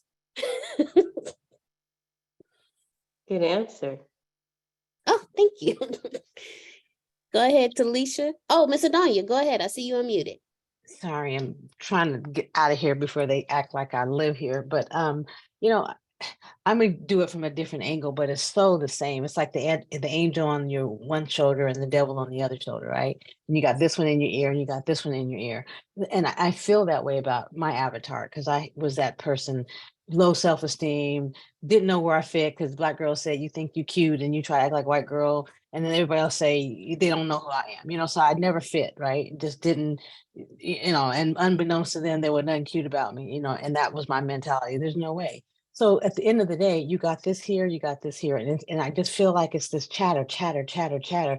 And you get this crazy dizziness of it. It's like being on a Ferris wheel or one of them little turnstile thingamajiggies that we did when we were in the park. It makes you crazy because you don't know what side to listen to. And sometimes most of us get pulled to the side that's where the devil is, because it must be true. If I feel this way, I must not be no good. They're telling me I don't feel I'm not smart or pretty enough, whatever. So it must be true. So we have this dance that makes us crazy and not sure, and we don't know what to believe. So we believe what's easy. It must be because of how we feel. Our feelings are as a result of the story we make up. If something happens, we define what happens, and that definition makes us feel a certain way. Person can't hurt our feelings. It's the story we told ourselves that caused us to hurt. And it took me forever, probably maybe to get to 40, maybe a little sooner, for me to finally get a clue. And the peace of mind when you get that clue is priceless. It's just priceless. And every one of us are in that position where we can do that, but it's not an easy journey, and everybody's journey is different. Ashe. I told y'all when I grow up, I'm gonna be like Miss Adonia. Be dropping nuggets. Oh, too much work. Don't do it. I wouldn't wish that on nobody. Don't do it. Thank you, Miss Adonia. Talisha, go ahead. You had your hand up earlier. I did not forget about you. So you kind of helped me understand. I have a Nicole too. I never named her though. So now, like, I'm a visual person. So basically, after what you said, it's like, okay, so those self-doubt or negative talks, or, for example, I'm gonna give you an example that happened like yesterday or the day before. I was asking one of the leaders, the head leaders, for help with something that she wanted us to do. And as she was explaining to me, I was making sure she was, telling me the right thing. However, she said, when I asked her, she was just like, don't make me slap you. And when she said that, like my manager that was on the side of me, she was like, she laughed it off. She's like, ha ha ha, she's just playing like that. Like she crazy, don't pay no mind to her. And so I let her continue to do what she, showed me whatever. And then I let her make it. I let her walk away. But in my mind, I already murdered you. Because what you said was not right. And the avatar, she was at me all day, because after that, my whole mood changed. Because my avatar was saying, Talisha, you gonna let her talk to you like that? Talisha, why you ain't jump up on her? Talisha, why you ain't tell her what was really on your mind? And I had stopped for a moment. I couldn't even concentrate. When I get in that mode, I can't concentrate. The day is basically over. And so I think I text somebody I knew, and I told them what happened. And this is one of the prayer women I talked to. You got to have one of those in your corner. And I called her, an older lady, and I called her and I told her what happened. And she's been knowing what's been going on lately with this job and everything. That's why she left. However, I told her about what was going on. And she was like, Talisha, I'm going to tell you, pray about it. When you get home, pray about it. So I had to keep my peace until I got home to pray about it. But it made me, what you just said reminded me, like, she always does. Like, she always made me go beat that woman up, because if I would have kept listening to what she was telling me to do, she really, those thoughts, those psychotic thoughts that was going on in my head, that could have took place. And a lot of other things could have taken place that could have harmed me on the end. Those thoughts could have done a lot more if I would have acted on it. Oh, yeah. And so I was just like, yes, I do have a Nicole. And she is very psychotic. I was getting visual of what I wanted to do to this leader. And that's not good. And like I think it was Miss Adonia was saying, like, you continue with those thoughts, it'll make you go crazy. And I was feeling like I was going crazy, because that night, if I didn't pray, that cycle, that thought would have kept going until I would have probably reacted on it. Oh, you would have woke up the same morning, and you would have pulled it back from the day before. You were like, wait a minute, she had me all the way messed up. So I just looked at it. I was just like, Tisha, you did I had to pat myself on the back, like, Tisha, you did the right thing. You did right not to say anything. You did right not to let her see the other side of you. So I was just like, you know what? I am growing. And this right here kind of helped me realize, like, the sacred work I'm doing is working. Yay, Talisha. Because let me tell you, I would have had a whole, Talisha, I'm proud of you. Because the conversation in my head, yeah, she would have came to me the next day and said something to me, I would have went smooth off, because I would still have the same conversation in my head that I had with her when she told me, don't make me slap you. What you mean, don't make me slap you? Don't make me slap you. You didn't talk to the, all the way. A whole conversation in my head. There is something that Chef Jay said this morning. And let me see if I can pull, I hope, let me pull the notes, and she said it wonderfully, because it went along with what we were talking about, but it was the third thing that I pulled from what she said that will help us when it comes to, well, I'll speak for myself. I feel like it will help me even more when it comes to me working and doing my sacred work. Because this morning, I don't know what Chef Jay put in her coffee or her tea, whichever one she chooses to drink in the morning. I don't know what it was, but she said, she was sitting there, she was thinking, and y'all, I'm looking for, because I don't want to misquote it, because it was absolutely wonderful. Check the chat. Oh.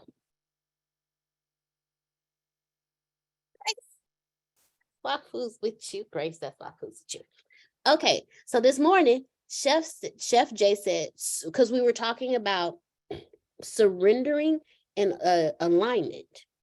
And Chef Jay says surrendering can be a good or a bad thing. You can surrender to give in, give up, or you can surrender to receive blessings. You just have to know what you're surrendering to, but you have to be aligned to know.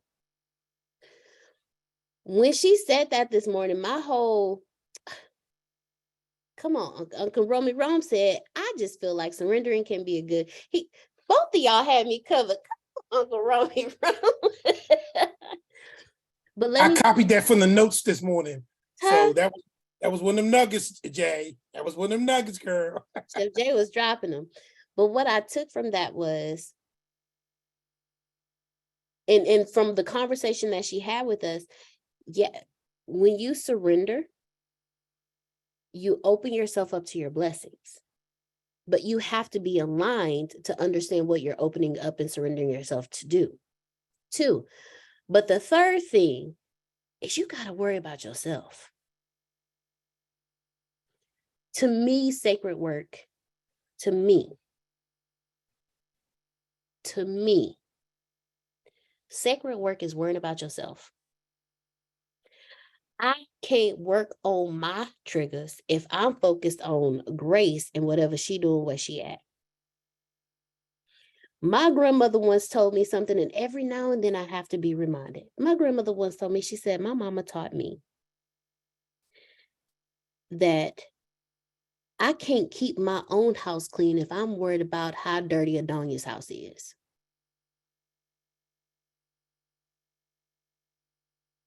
When you take what you do as sacred, you only worrying about yourself. And not in that whole negative aspect that we have been programmed or taught to think, that when you're selfish, you're not supposed to be selfish. No. Sacred work for you is selfish.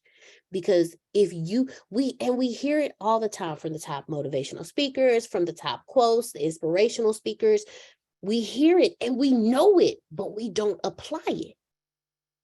You have to work on you first. I can't make my son the best person in the world if I'm not the best person in the world. I can't force him to do something I'm not. I can only give him as much as I have. And if I don't focus on me, I have nothing to give him. Your avatar has you focused on everybody else but you. Because those conversations that you have are conversations that the avatar heard somebody else say about you. Why are you always acting dumb? Damn, I'm not smart enough to do anything. You gonna eat that slice of cake? Damn, I'm fat.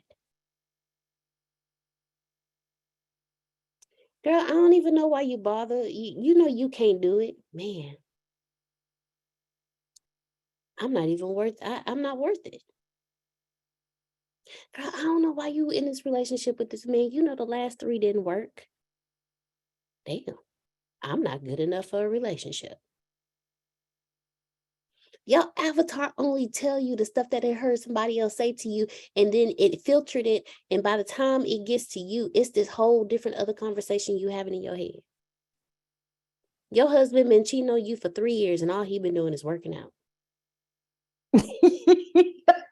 Wait a minute.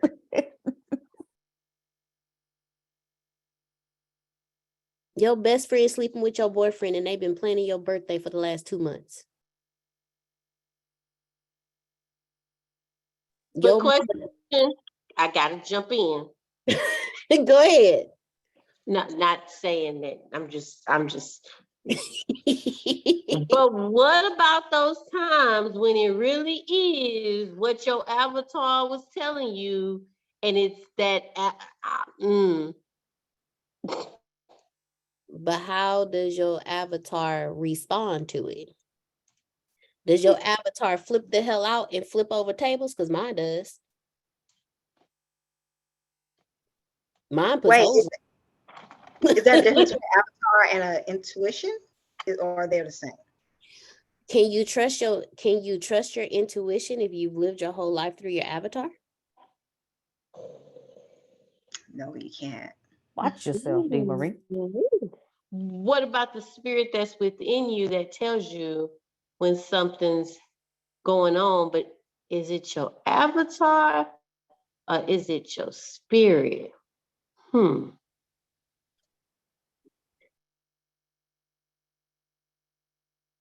It doesn't.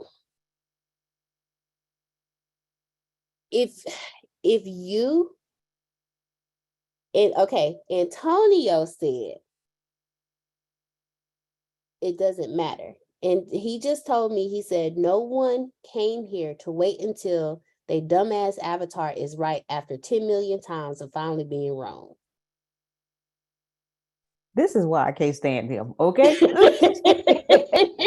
I wasn't trying to put you on the spot, Deanna. My No, you apologies. good. I was not trying to put you on the spot. But I saw No. Chef J in the comment when she said when you align, you'll know. I got it. Yeah, when you are, that's why the sacred work on self is so important. Because I'm gonna be honest with y'all, I don't trust my intuition. Because my intuition has told me things and I'll be like, you show the hell right. Well, we finna go roll up right now. And I've done it. No, y'all, I have waited outside until like 2:00 in the morning. You're not alone. Ready to bust out windows and slice tires. So much so to where a van drove by me with 2 grown men in it and say, hey, do you need any assistance? For the other person to say, nah, fool, she look like she waiting for somebody. Let's roll. I bust the windows out your car. I was ready. Let me tell y'all something. I was ready. But my intuition was wrong. My intuition was way wrong. I was going to go to jail that night, all because of wrong intuition. Because it was fed through my avatar. Because in my avatar, oh, you messing me over. Oh, you think I'm stupid. Oh, I done told you about this broad before, but you don't want to believe me. So now I'm finna head up on you since you think I'm stupid. I'm finna show you what stupid look like. Only for like, hey, man, look, I'm so sorry. This happened, that happened. I tried to call, this happened, that happened, and this happened and that happened. And I'm sitting here like, that sounds like that's right. But my avatar is telling me you lying. My intuition is telling me you lying. But your intuition flows through your trauma. So if you're a traumatized empath, everybody can get it. Because all y'all wrong, okay? Because you acting like this and you acting like that and you triggering this and you triggering that is amplified because my feelings are amplified. That's why I stay quiet. Because the conversations I'm having in my head while I'm sitting here, if y'all knew half the stuff that ran through my head, y'all be like, okay, she really needs some help. But I'm being transparent with y'all because I'm trying to sacred work.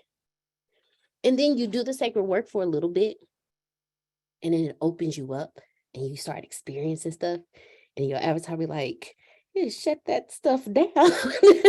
What is wrong with you? That don't feel right. That's because you're healing and your avatar is getting to a point where it no longer has a place. And Antonio always tells us that what is alive will fight to stay alive. My avatar has been alive and very, very violent and awake for 32 years. She is not going to lay down quietly. But when I tell you, I'm ready for this fight. Oh, and then Antonio wanted our prophetic gifts can't even be trusted because the voice of God is flowing to you and then has to pass through your trash point of view and childhood trauma. Reverend. I thought he was supposed to be working. I need you to repeat that because I just got hit in the head and I'm trying to figure out why. So can you repeat that, please? Yes, ma'am. It hit me too. And I'm saying our because I'm applying this to myself too. Our prophetic gifts can't even be trusted because the voice of God is flowing to you and then has to pass through your trash point of view and childhood trauma. Let me. That is so not nice. I'm offended. I'm so offended. Maybe Do you because it's so true. do you I'm resemble that offended. remark? I'm thinking, well, I must. I got a little attitude right now for some reason. Hey, I want to add on to that. Go So ahead. with that statement, that's just like by the time it get to me, it ain't nothing to deliver because I done put it through to so much. What Watch was y'all yourself, saying? Talisha.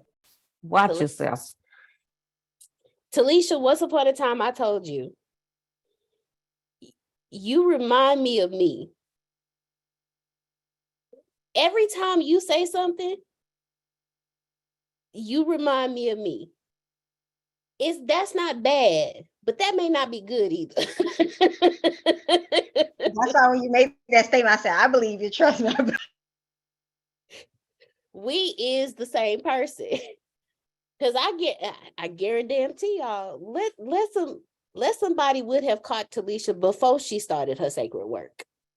They was fitting to be her sacred work. Because she was finna go straight sacred. On the ass whooping, she was finna give them.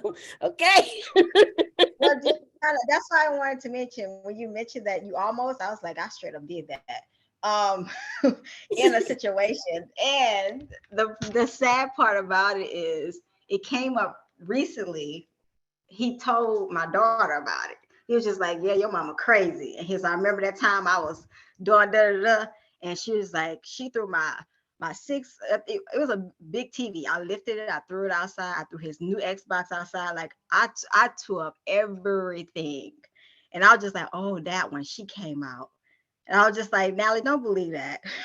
But I just thought about it when you said, I was like, yeah, I'll let her come out. And that was, but he was doing his dirt and he kind of admitted it. That was the first time in a long time. For me, I felt that was a relief. Because like the many years that we have no longer been together, he finally came out in this. And my intuition was right.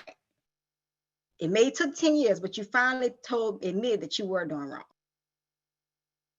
Let me ask you a question.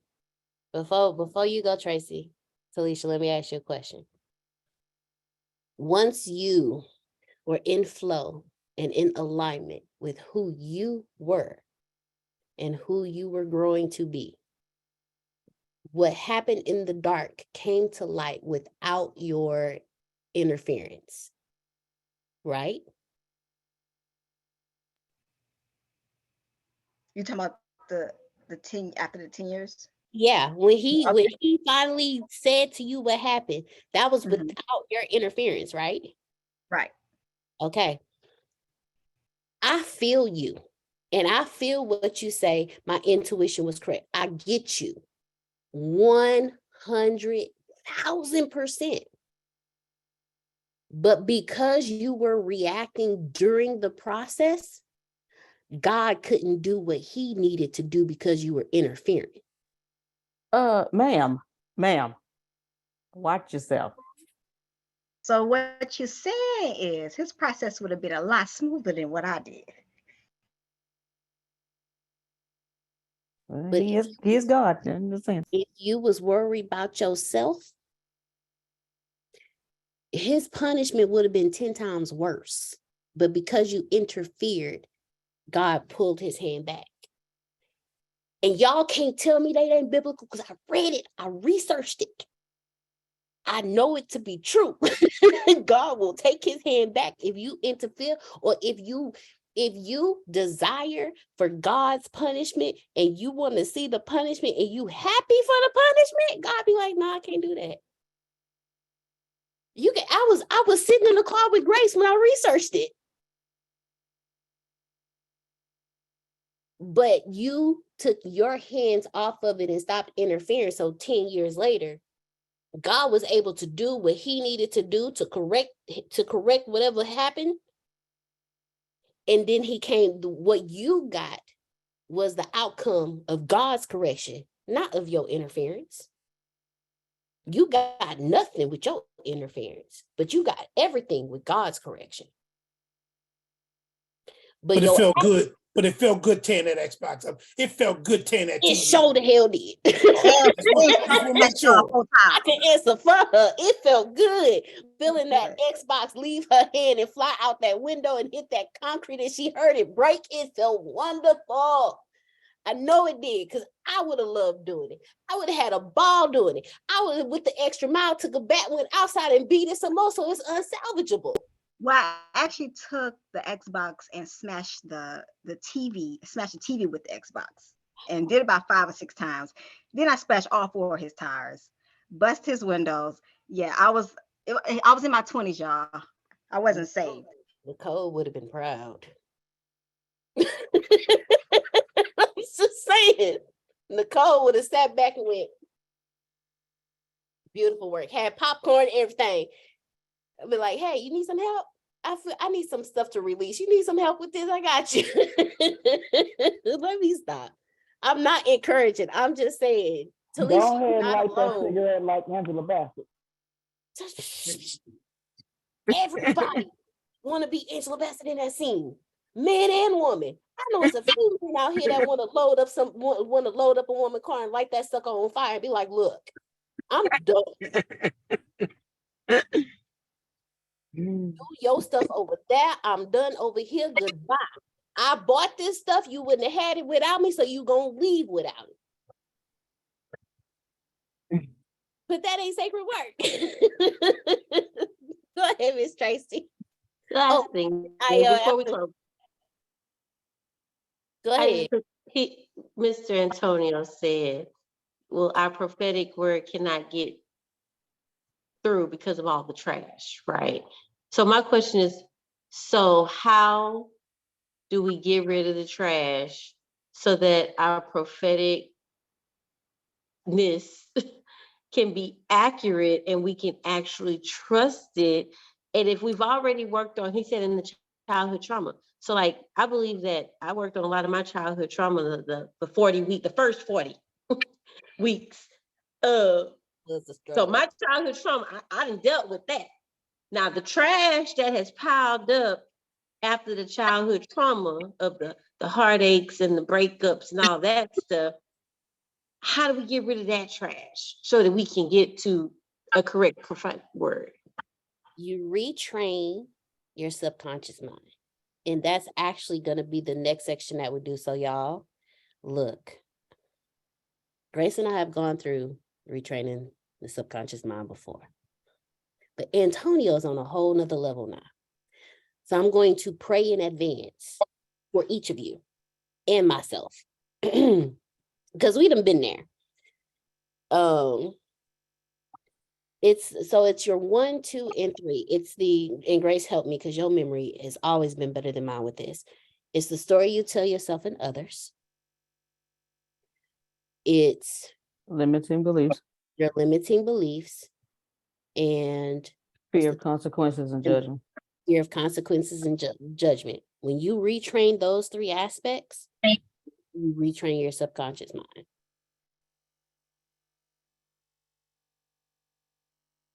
Go ahead, Ayo. Hello, everybody. I was just thinking to myself, like, where do I fit in on this conversation? So what came to me is I went through all the little burning up stuff and tearing up stuff. I went through all that too. But what helped me was when I joined the union and started working for the union, they taught me a different way to fight. So I changed my fight around. So now when things come up to me, God always give me a way to address it. And about time I have that way to address it, I can address it better than how I would have addressed it. So Just like I went to Europe with this lady and I was helping her. I mean, I went with a friend, but I was helping this older lady because that's just how I am. She had foot surgery and I just was helping her. So in the process of me helping her, the lady called me a light. And I said, huh? She said, do you know what that is? I told her no, because I'm at the point like, I know you're not comparing me to no bug that's in your hair that's irritating and I'm helping you. But the lady really was when she explained it to me. So I'm like, okay. So I didn't say nothing and I finished helping her.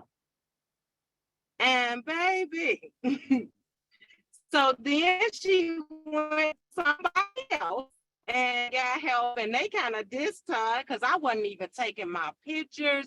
I was really catering to this lady on my vacation. So when she came back and wanted me to help her again, then I was able to address her. And I said, you sure you want me to help you? Because if I'm irritating a bug, then why would you want me to help you? Why would you want me to do that? So she didn't never say anything, but 2 or 3 minutes later, she was gone and she never asked me again to help her with nothing else. But I was just like, this lady ain't never just called me a light in her these little irritating bugs. I was just so outdone when I'm helping this lady, and she had the audacity to say that to me. I wanted to say so much. I wanted to do a whole push her down. Her feet was all sore. I'm like, really tripping. But he always opened up a door so I can, say what I need to say and address it without going too far or doing too much. So I hope it can, because it really helped me. No, thank you for sharing. Now I'm calm with that. I mean, not really in the inside, but I know how to hold my temper, that it wouldn't bother me. It bothers me, but you wouldn't know it bothers me. Gotcha. Thank you for sharing that. Don't react to it, address it. Damali said she liked that. She said, don't react to it, address it. Know that when you do sacred work, when you retrain your subconscious mind, y'all know what I realized? You become emotionally intelligent too. Because you're not quick to, like, you're not ready to bust out somebody's windows and slice their tires. You maturely sit back and be like, okay, I think I'm stupid. Is this worth me addressing? In the long run, is it worth it? I will feel good when my bat hit his window. But do I really need to do it? Like, if I sit and think about it, how my relationship is set up right now, he ain't gonna be the one that's gonna pay for that window. I am. So that's extra money out my pocket. Is it worth it? And when you become emotionally mature like that, your life changes. I'm getting there. Y'all pray for Antonio. He's patient with me on a daily basis. This ain't no daily, he is patient. And I feel like I'm getting a little bit more emotionally intelligent with things and more honest with myself, because I'm doing the sacred work. It ain't easy. Sometimes I don't want to do it. Sometimes it's a task that I need to do, that's sacred work to me. And then I'll look at it and I'll be like, I don't feel like going through that exercise. I don't want to do that because I feel like I know the outcome and I don't feel like going through that outcome. I don't feel like crying today. I don't feel like it. I don't feel like going through that process. I don't feel like having that conversation with myself. And then here come Antonio. Hey, you in that energy. How about you just chill out today? I'm like, no, I'm good. Snapping for no reason. Sacred work is sacred. Sacred work is medicine. I have learned and am learning that before I do anything, I need to do a checkup with myself. If something frustrates me, okay, Deanna, why is this frustrating you?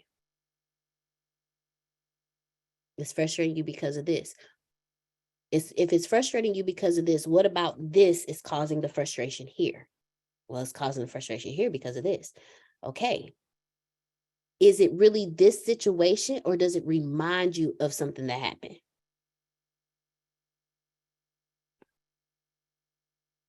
Like it's going faster now. There are moments where I don't catch it as quickly, so I can go through the questioning, because what the questioning does is it makes me pause. The questioning makes me pause.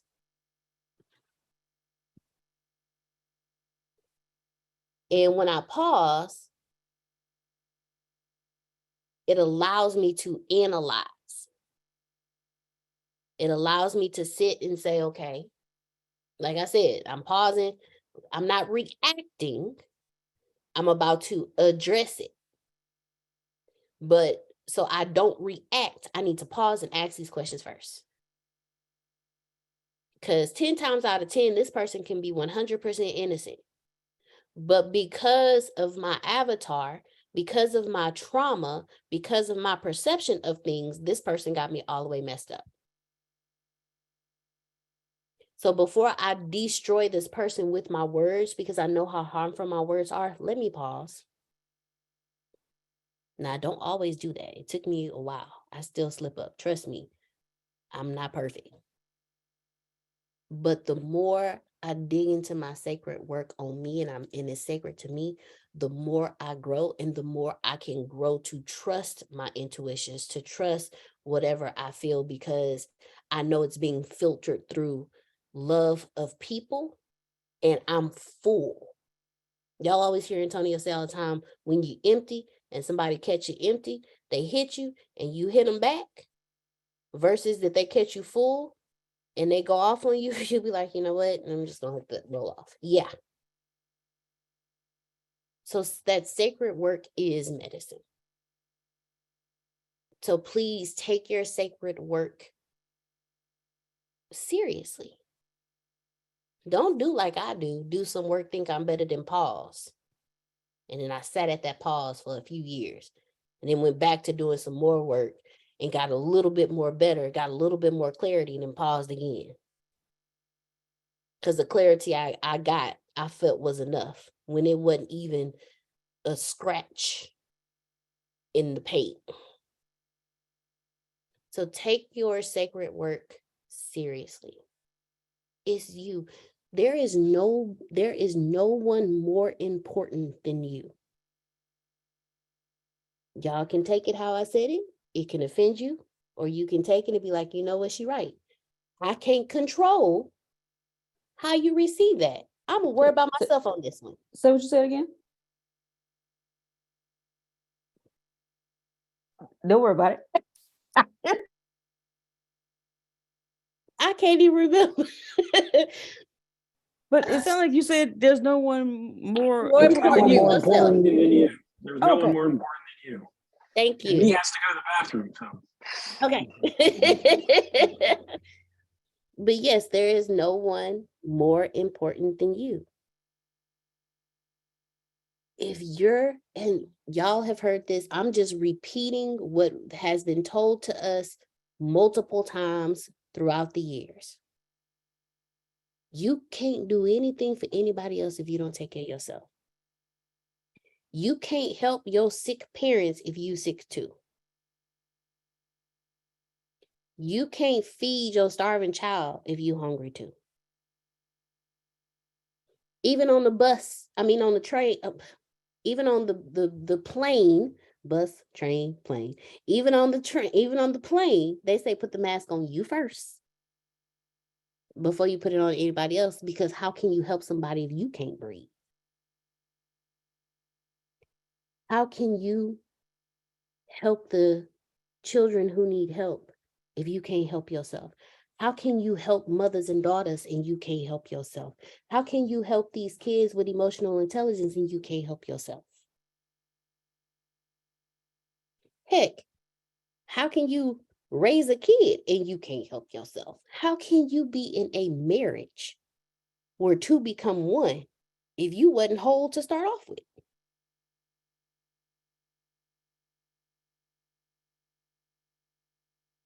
Do the work. We are here together. None of us suffer alone. Y'all have never heard me be this transparent before. Let me tell you something. I am learning, okay? If y'all don't know what I struggle with, I can't teach y'all nothing. That's part of my sacred work. Actually being transparent. If I can't hide from myself if I'm not hiding from y'all.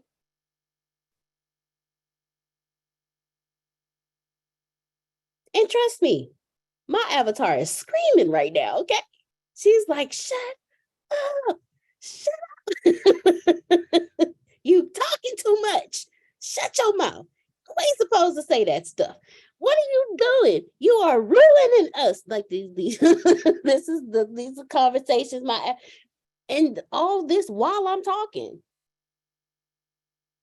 Wow, she is, but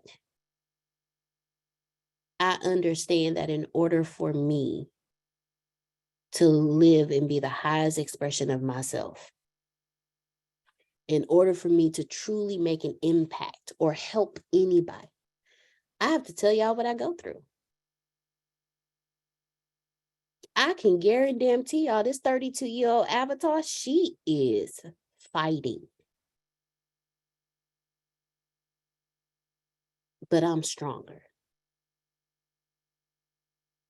And that when you make the decision that you're stronger than your avatar no longer has control over you. Just like when you're stronger than the kids you have to teach every day, you can teach them even better. When you stronger than the people that act like your position in the company is for them and them only, and you have a life outside of them, when you tell them, no, my hours are 8 a.m. to 5 p.m. Don't call me at home. They'll get the point. You are stronger than your avatar. And they're going to start seeing that. I can guarantee you, Mr. Doggy, she don't get no phone calls no more. Because she told her avatar, we not doing, excuse my language, but I'm going to say it, sorry, but not sorry. Miss Adonia told her avatar, we not doing this shit no more. They not calling us after a certain time. It's done. That's what she told her avatar. And her avatar was like, okay. Because Miss Adonia is stronger than her avatar.